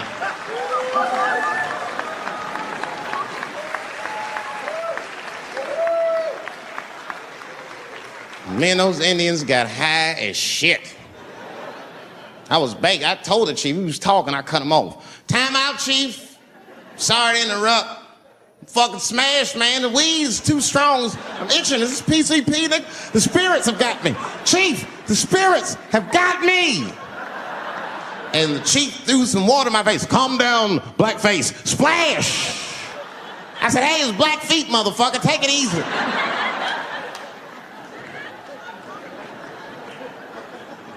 Blackfeet, you're welcome to stay amongst me and my tribe for the night until the spirits leave you.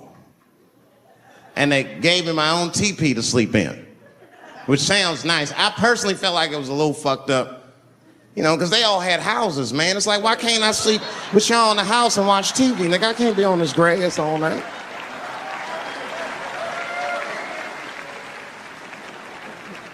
Yeah, Indians is rude, man. Everybody's rude. Indians, they eat nasty food. All they ate was corn and shit. Doritos, I think they call it. That's right. People only see the surface. They see the division in our foods. Just because I eat chicken and watermelon, they think that that's something wrong with me. Let me tell you something. If you don't like chicken or watermelon, something is wrong with you, motherfucker. There's something wrong with you. Where are all these people that don't like chicken and watermelon? I'm sick of hearing about how bad it is. It's great. I'm waiting for chicken to approach me to do a commercial, nigga. I'll do it for free, chicken. It's the least I can do. They make fun of Latin people for eating, what y'all eat? Beans, rice, corn. Listen, that's not a reason to hate a motherfucker, all right? It's funny, but it's not a reason to hate. The only reason these things are even an issue is because nobody knows what white people eat. You've been very good at keeping that shit a secret amongst yourselves. I study white people. You don't know that. I'm writing a paper on you. Not even for school, nigga, just to do it. Just to get, I'm just doing this independent research. I'm spending my money. That's why I'm working so hard. I follow you around grocery stores. They freak out. I just try to peek in the cart. They always say, get away from my cart, nigga. What are you looking at? Chicken and giblets are over there. You must be lost. These are vegetables.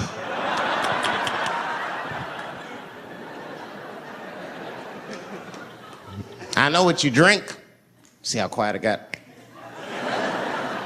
Grape juice. Surprise, motherfuckers, you didn't know I knew about grape juice, did you? Oh, don't play dumb with me. Looking, what is it? A lot of black people don't have the privilege of knowing about grape juice because they have grape drink. It's not the same formula that you get. Ain't no vitamins in that shit. You might have one of your black friends over, Todd. Todd, would you care for a glass of grape juice? What? Nigga, what the fuck is juice? I want some grape drink, baby. It's purple. I don't think I know what a grape drink is. What? I have some apple juice if you want. What the fuck is juice? I want some apple drink. Scream.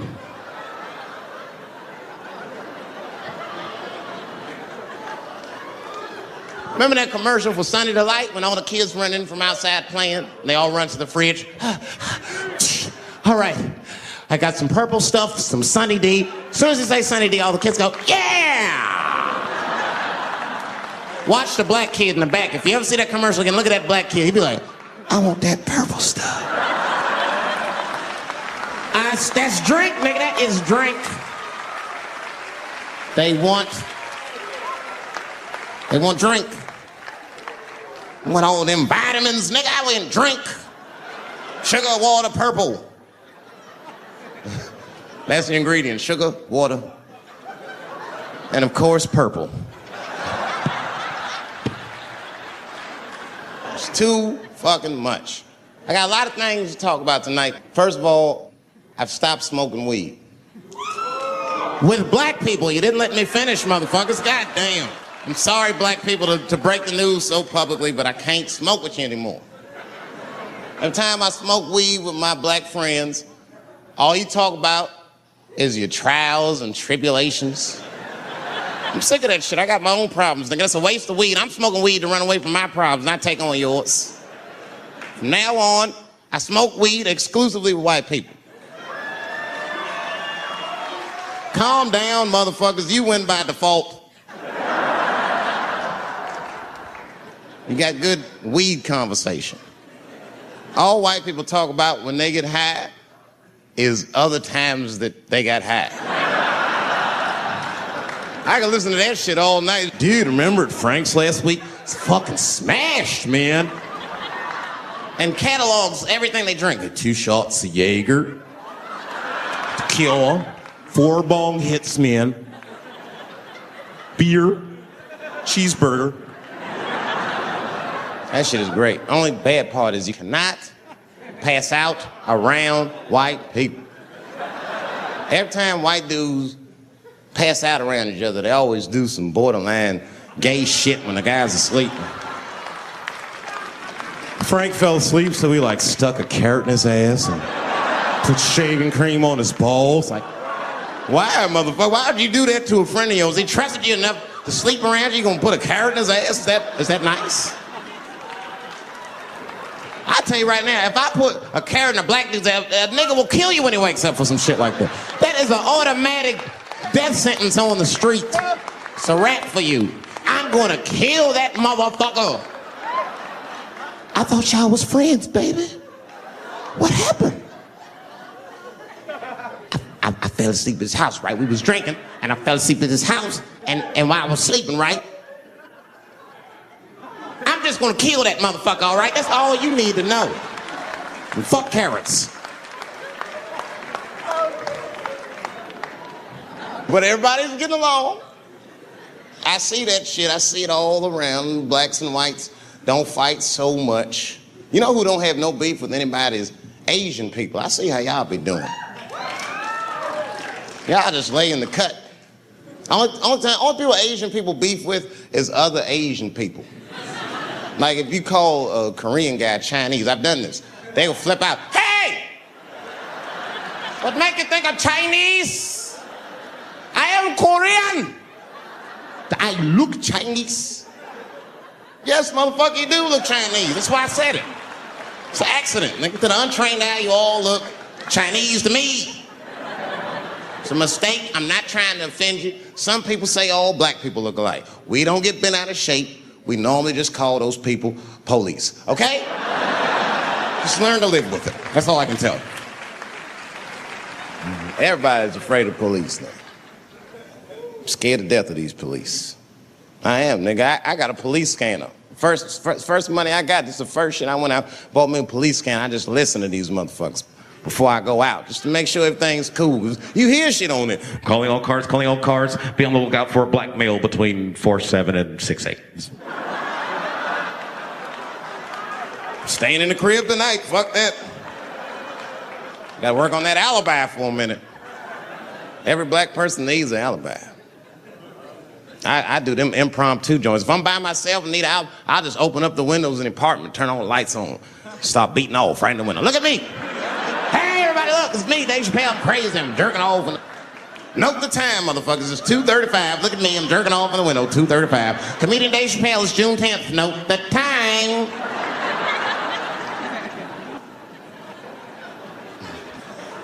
That shit could save my life. Officer David Chappelle couldn't have done that. I saw him in his window masturbating from 2:35 to 2:37. I'm certain of it. He was standing on a clock and holding a calendar and today's paper. Fuck, I need an alibi. I can't be no celebrity. This shit is just the worst. I'm seeing it. I see why stars are crazy, man. These motherfuckers. I went to Disney World with my kids, which is a big deal for me. I don't get to see my kids so much. I do Chappelle's show 20 hours a day, sleep for like half an hour, raise my kids for 10, 20 minutes, and I go back to work. Now, this particular day, I got to hook up with the kids. We went to Disney World. Everybody at the park, fucking everybody. Hey, Rick James, bitch. Hey, I'm Rick James, bitch.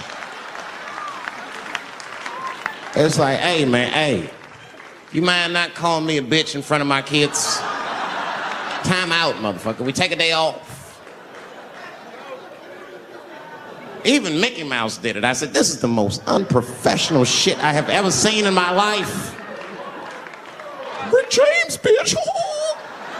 Oh, I was fed up. I caught that motherfucker with an uppercut. Bop! Knocked his head clean off. Everybody was screaming, "Oh my God, oh my God! Mickey Mouse is Mexican!"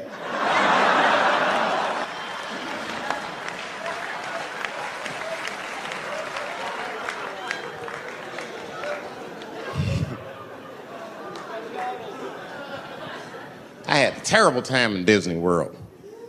Disney World is like a whole nother country anyway. They got their own currency. That shit is ridiculous.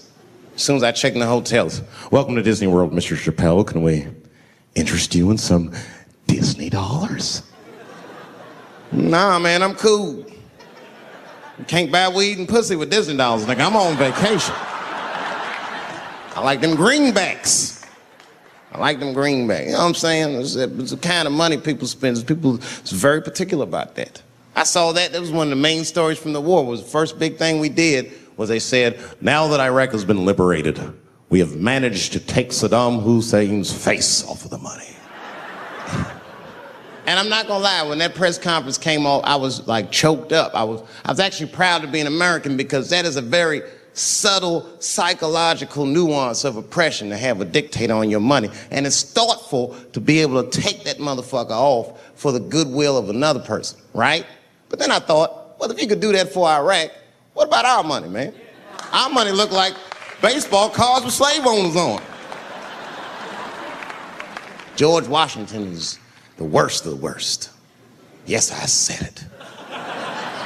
You mythologize this motherfucker like he was the greatest dude, man. If I went back in time with a white person and we saw George Washington walking in front of our time machine, my white friend would probably be like, "Oh my God, Dave, look, there's George Washington. It's the father of this great nation.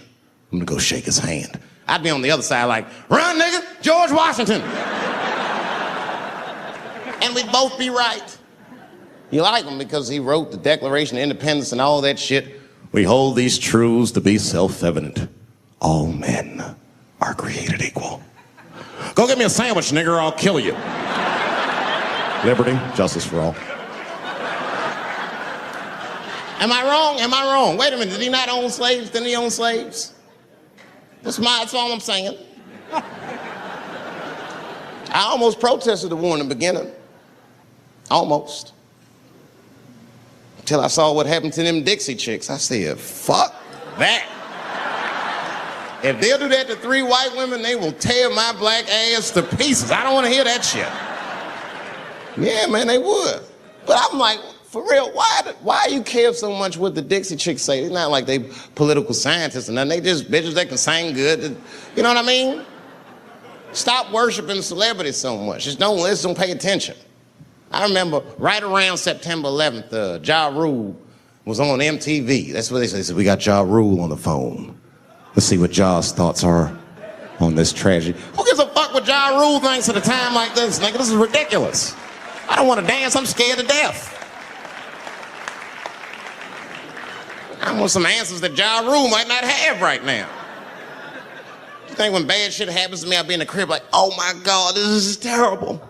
Could somebody please find Ja Rule, get hold of this motherfucker so I can make sense of all this? Where is Ja? Add me Ja Rule."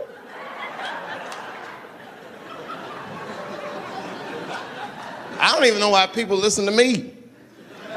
I'll say anything, nigga. I've done commercials for Coke and Pepsi. I don't give a fuck what comes out of my mouth. I just say what it takes. Whatever it takes, that's what I'm saying. If you want to know the truth, can't even taste the difference. Surprise! All I know was Pepsi paid me most recently, so tastes better. It's pretty much how the game goes. I'm just being real, man. There's too much goo-gagging over celebrities. People don't know what's fake and what's real anymore. That's why Bill Cosby got in trouble. Look what happened to Bill Cosby. Bill Cosby said some real shit and the whole world freaked out on him. For what? For having an opinion? Just because he was selling pudding pops for the last 40 years, people forget that he's a nigga from Philly in the projects, and he might say some real shit from time to time. It's not that big of a deal. I spoke at my old high school, and I told them kids straight up, if you guys are serious about making it out of this ghetto, you gotta focus, you gotta stop blaming white people for your problems, And you've got to learn how to rap or play basketball or something, nigga. You're trapped. You are trapped. Either do that or sell crack. That's your only options. That's the only way I've ever seen it work. You better get to entertaining these white people, nigga. Get to dancing. Go on out there and be somebody.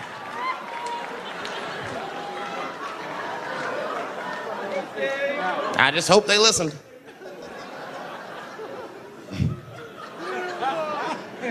This shit is ridiculous. People worship television. They worship this shit. You know, like if you watch a movie, right? Say you're watching a movie and one character says to another character, say, hey, what's your number, man? What's the other character always say? 555, 5555. You know why we gotta do that? Because stupid ass people go to the movies and then go home and try to call the characters that they just saw. Hello, is Indiana Jones here? No, motherfucker, he's fake. It's not his number. And to be honest, this is the worst time in history to be a black celebrity. Fuck, they locking all our stars up. It's hot right now for black celebrities. I knew it was bad when Kobe got in trouble. I said, this is a wrap for us. He's one of the most wholesome dudes we had. Lock him up, everything. And Kobe kept it together. Thank God he held his game together, because if he was cracking under pressure and getting like 6 points a game, the whole LA would have been like, that nigger is guilty. Kobe was playing his ass off. He was playing like his freedom depended on that shit. You see that motherfucker in them games, this nigga's trying to beat that case on the court.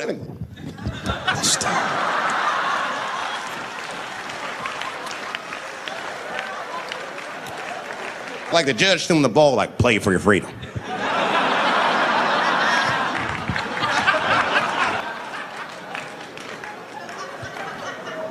If I could talk to Kobe, I'd be like, just relax, you'll be fine, man. Because the public is still giving Kobe the benefit of the doubt. He's one of the few black celebrities that get that. Not because he's a celebrity, more because, you know, the girl showed up with 8 different semens to the investigation. You can't do that. That's 7 too many. That's a lot of semen, man. This bitch got Noah's Ark in her panties. Like, what, you trying to recreate humanity or something? She's a collector. She got every unsolved mystery. The answer might be in this girl's paint. That's the first place I look. OJ's other glove is in there. Bigfoot's footprint. 3 CSI reruns is in that motherfucker. We got the most diabolical draws ever. Fuck being a celebrity. This is not the time to be a black star. They locking all our stars up. Black celebrities, this is a witch hunt for us, man. God damn it. It's all OJ's fault. Ever since OJ got away, white people have just been locking up our stars one by one. It's true. And it's not even OJ's fault. It's our fault. We celebrated too openly when OJ got acquitted. We should have been quiet about that shit. As soon as they're not guilty, niggas just damn. Oh, in your face, nigga, in your face. It hurts, don't it? It hurts. Burns, doesn't it, nigga? Ooh, that justice system burns, doesn't it? Welcome to my world, motherfucker, all that shit. White people wanted OJ's ass bad. City of LA spent over $12 million just trying that motherfucker. And the look on white people's face when he was acquitted, priceless. Priceless.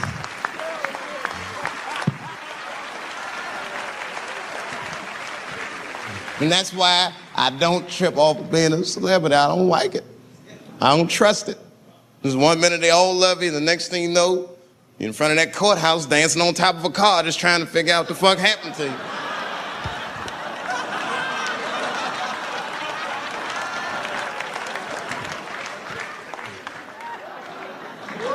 That's what I'm waiting for, because the timing of this Michael Jackson shit is what makes me doubt it.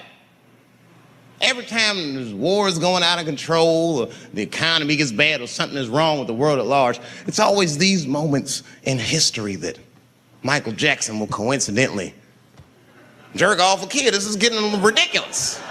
Like, are you planning this shit? Do you have meetings? Michael, thank you for coming. As you know, Michael, the war has not been going as well as we expected. There's been a lot of hiccups, and the public is asking us a lot of questions, of course. And, well, Michael, there's no nice way to say this, and all I know how to do is be direct, so let me just be direct. We're going to need you to jerk off another child, Mike. I'm sorry. I am sorry. But it would really help out. Or maybe he did it. Who knows? Who knows? That's the thing. That's what I wanted to say. Who knows? Who the fuck knows? Mike, God, and this little boy know. That's about it. That's about it. The only reason that I can even talk about this shit is because everybody is speculating. They all think he did it. And I don't think he did it. I'm alone in this. I don't think he did it. I'm not going to say I don't think he did it. That's too strong.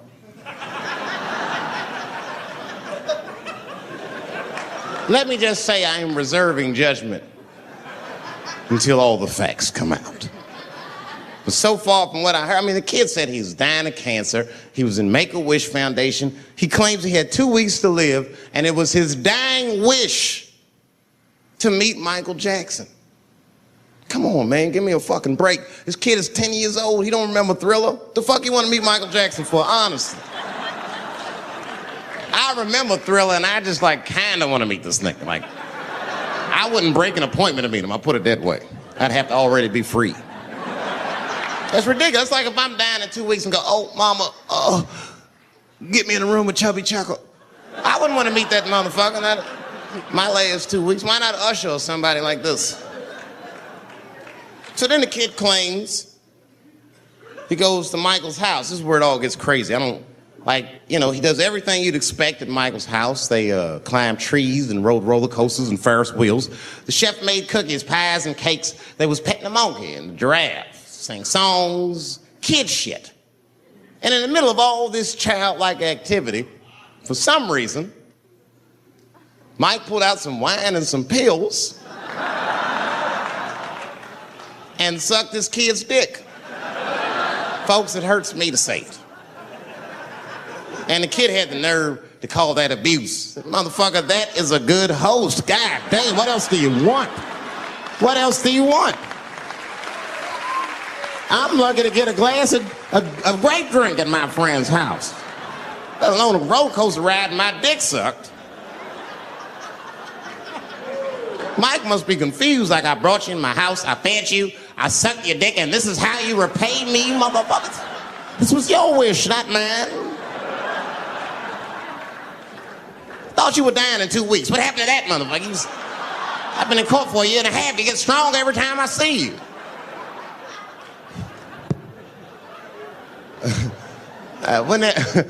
This is fucked up. I shouldn't even say this fuck. Wouldn't it be some ironic shit if they found out through this case that the cure for cancer was Michael Jackson sucking your dick somehow?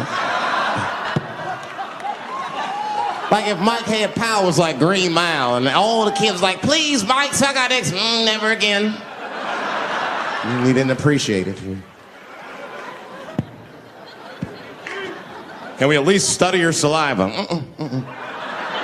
Please, Mike.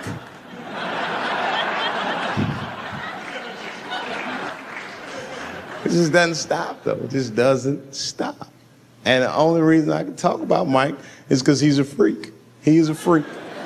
That's why people let you talk about him. Because if I brought up Catholic priest fucking kids, it'd get quiet as shit.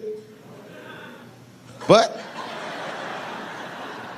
when Michael Jackson does it, it's okay because he's a freak. His face is all cut up. But just remember, when you look at that thing that he calls his face, that he did that for you somehow. Somehow he thought maybe it'll help. Maybe people will like me more if I turn myself into a white, ghoulish-like creature. I don't know what the fuck it is, but he did it for you. And I appreciate the gesture, Michael Jackson. If you're watching this, I appreciate that gesture. And I want you to know, fuck everybody, Dave Chappelle understands. Because you want to know something? I'm getting some work done. Surprise, yes.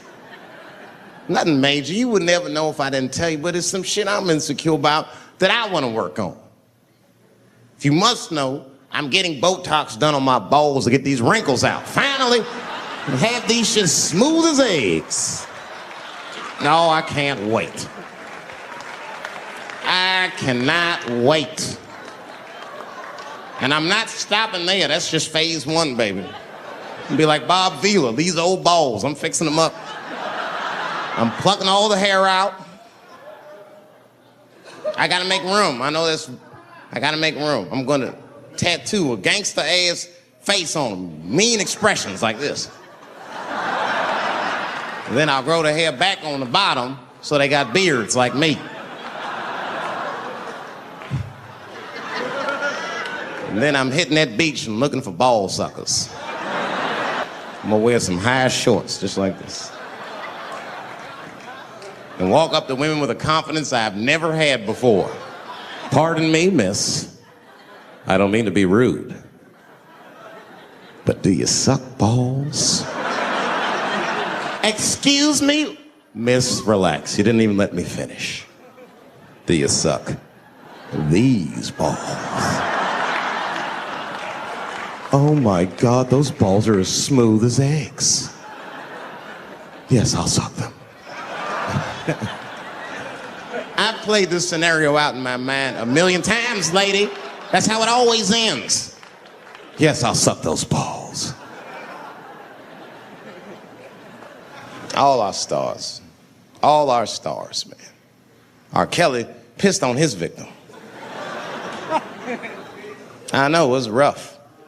But I mean, again, I can't even judge R. Kelly. First of all, we don't know if these allegations are true, and not even if they are true. If you want to know how I feel about it honestly, if a man cannot pee on his fans, I don't want to be in show business anymore because, well, that's why I got in the game, baby. I got dreams too.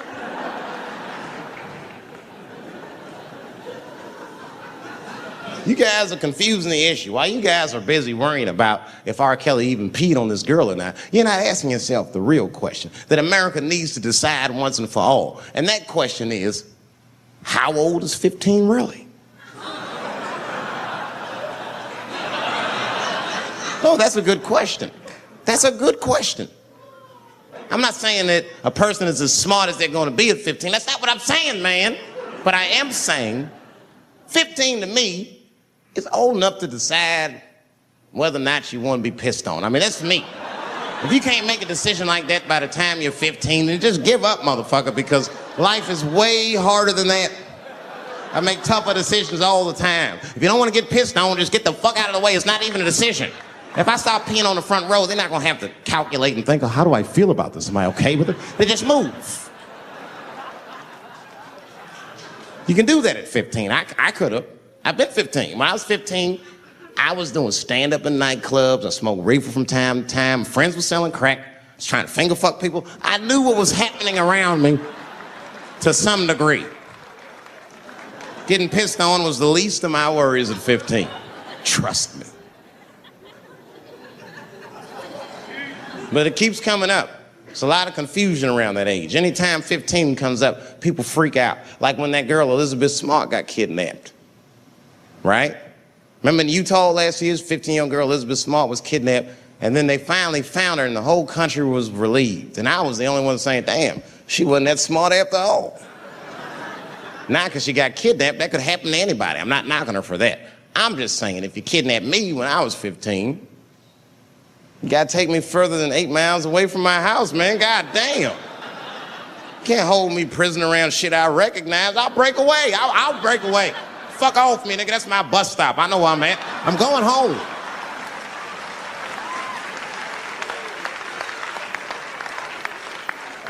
She was missing for 6 months, 8 miles away from my house. That's 2 exits, man. That's nothing.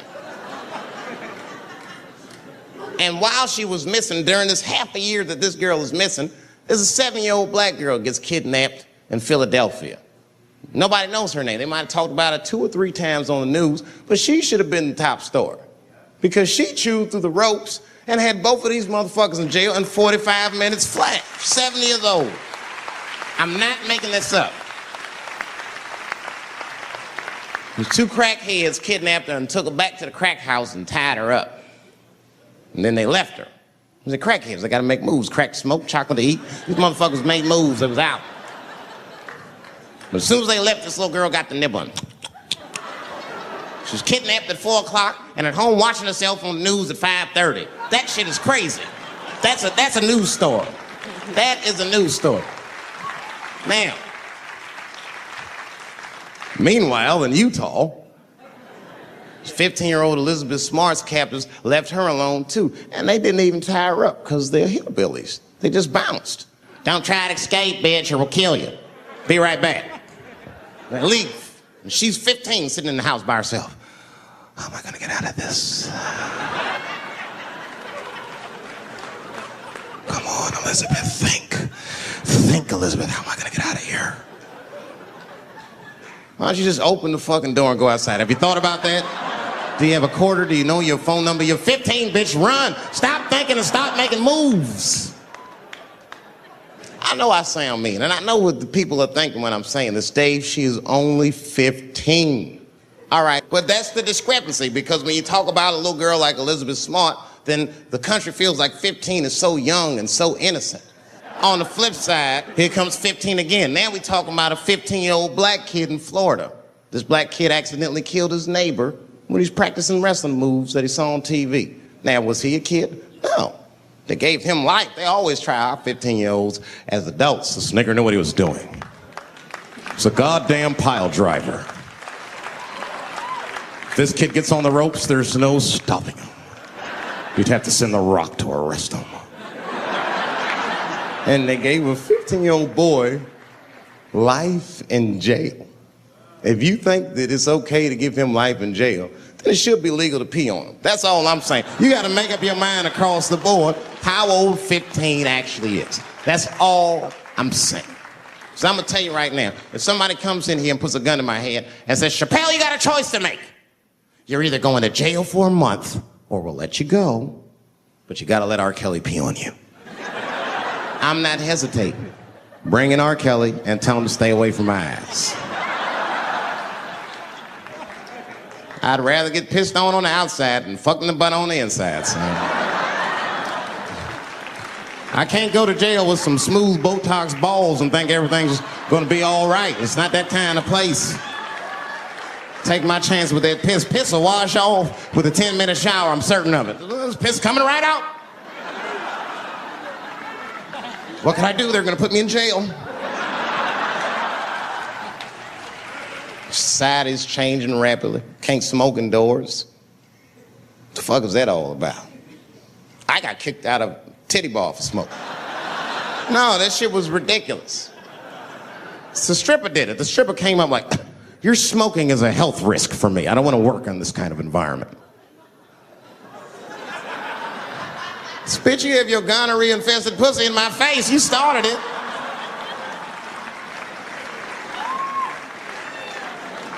And they threw me out. It's the dirtiest place I've ever been thrown out of. And just to give you an idea of what I mean by dirty, lap dances at this place, $3. It's fucking disgusting. And at the same time, who could pass up a sale, son? It was $3. Of course I did it. It's only 12 quarters. Said, I'll break a 5 for that. I've never seen somebody work this hard for $3. This lady must have been a throwback to the Great Depression. She was all over me. It's the first time I ever told a stripper to get off me. All right. Yeah, thank you very much, miss. Thank you. That'll be all. That's enough. Thank you. Hey! Hey, get off of me! Whatever happened to lipstick on the collar, lady? I have a shit streak on the middle of my shirt. How the fuck am I gonna explain this when I get home? Huh? Oh no, baby, me and Bob were playing basketball and Bob dunked on me, was hanging on the rim and his pants fell down. I was checking him close, I think he's swinging and his butt cheeks might have, his butt cheeks I think caught my shirt. I don't know why I was playing ball in my dress shirt. I just was, it was midnight, I don't know, what the fuck? Just let me think. That's when you know a guy's lying if he say shit like that. Hold on, just let me think. The man ever say that to you? Hold on, just let me think for a minute. Can I think?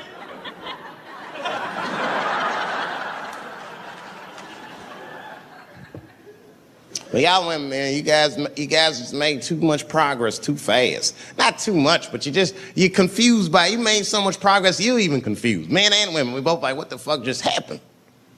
Because women got all this money now, but they still like women. Like, oh, you never take me anywhere anymore. And the dude be thinking, bitch, you got more money than me. You never take me anywhere anymore. And at the same time, you don't treat a man like a man. You don't cook, you don't clean, and you don't do anything a motherfucker says. You tell a motherfucker what to do. I see women doing this to men all the time. Come on!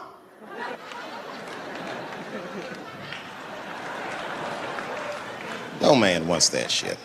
So want anybody that tell me what to do that much. You gotta work with me. Like if it makes a man feel like a man to watch the game, then just let him sit down and watch the game for a minute. And if he happens to look over at you while he's watching the game, don't look at him all mean and make him feel guilty about watching it. Just pick up your own titty and suck it. Just try it out.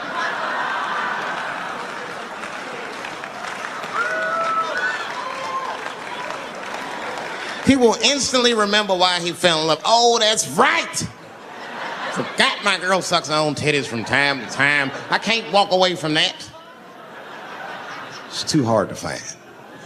You see, that took 20 seconds. You still can be as busy as you want. Just suck your own titty and everything's cool. Or how about this? If you're making love to your man, you're already making love, might as well spice it up, right? How about this? I personally like it. I like it when a girl tells me where to come. Don't like it when a girl tells me when to come. I hate that shit. Don't come yet. Oh, bitch, all these rules.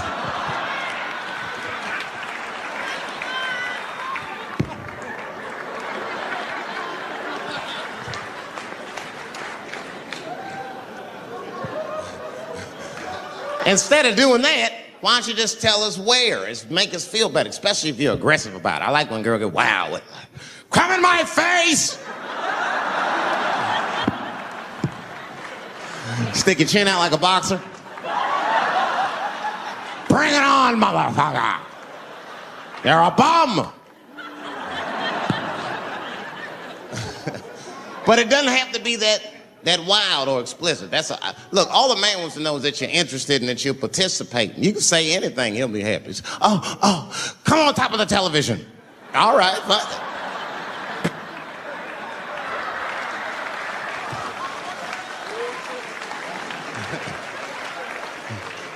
The weirder the place, the better. Oh, come in my fishbowl. Damn, fishbowl.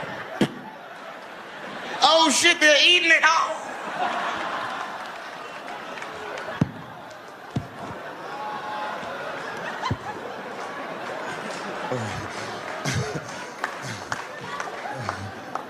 Fish love it when I come over. Oh, it's that guy. We're having chicken tonight.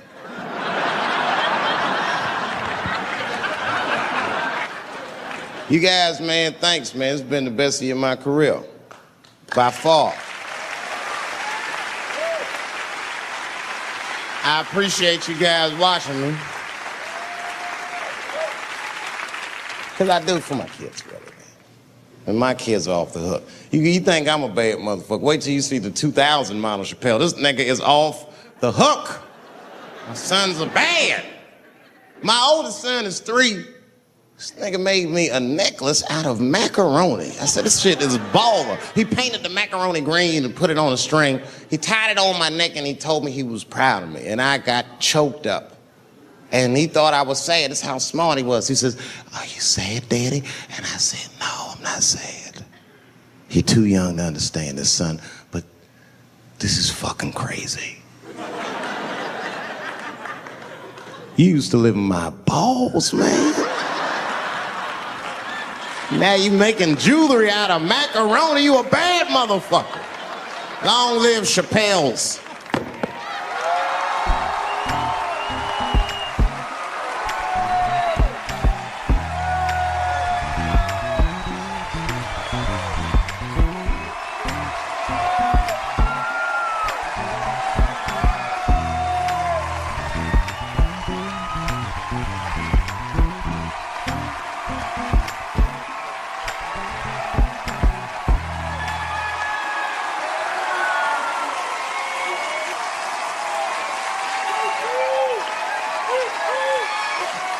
Oh, shit. Thanks, guys. Thank you.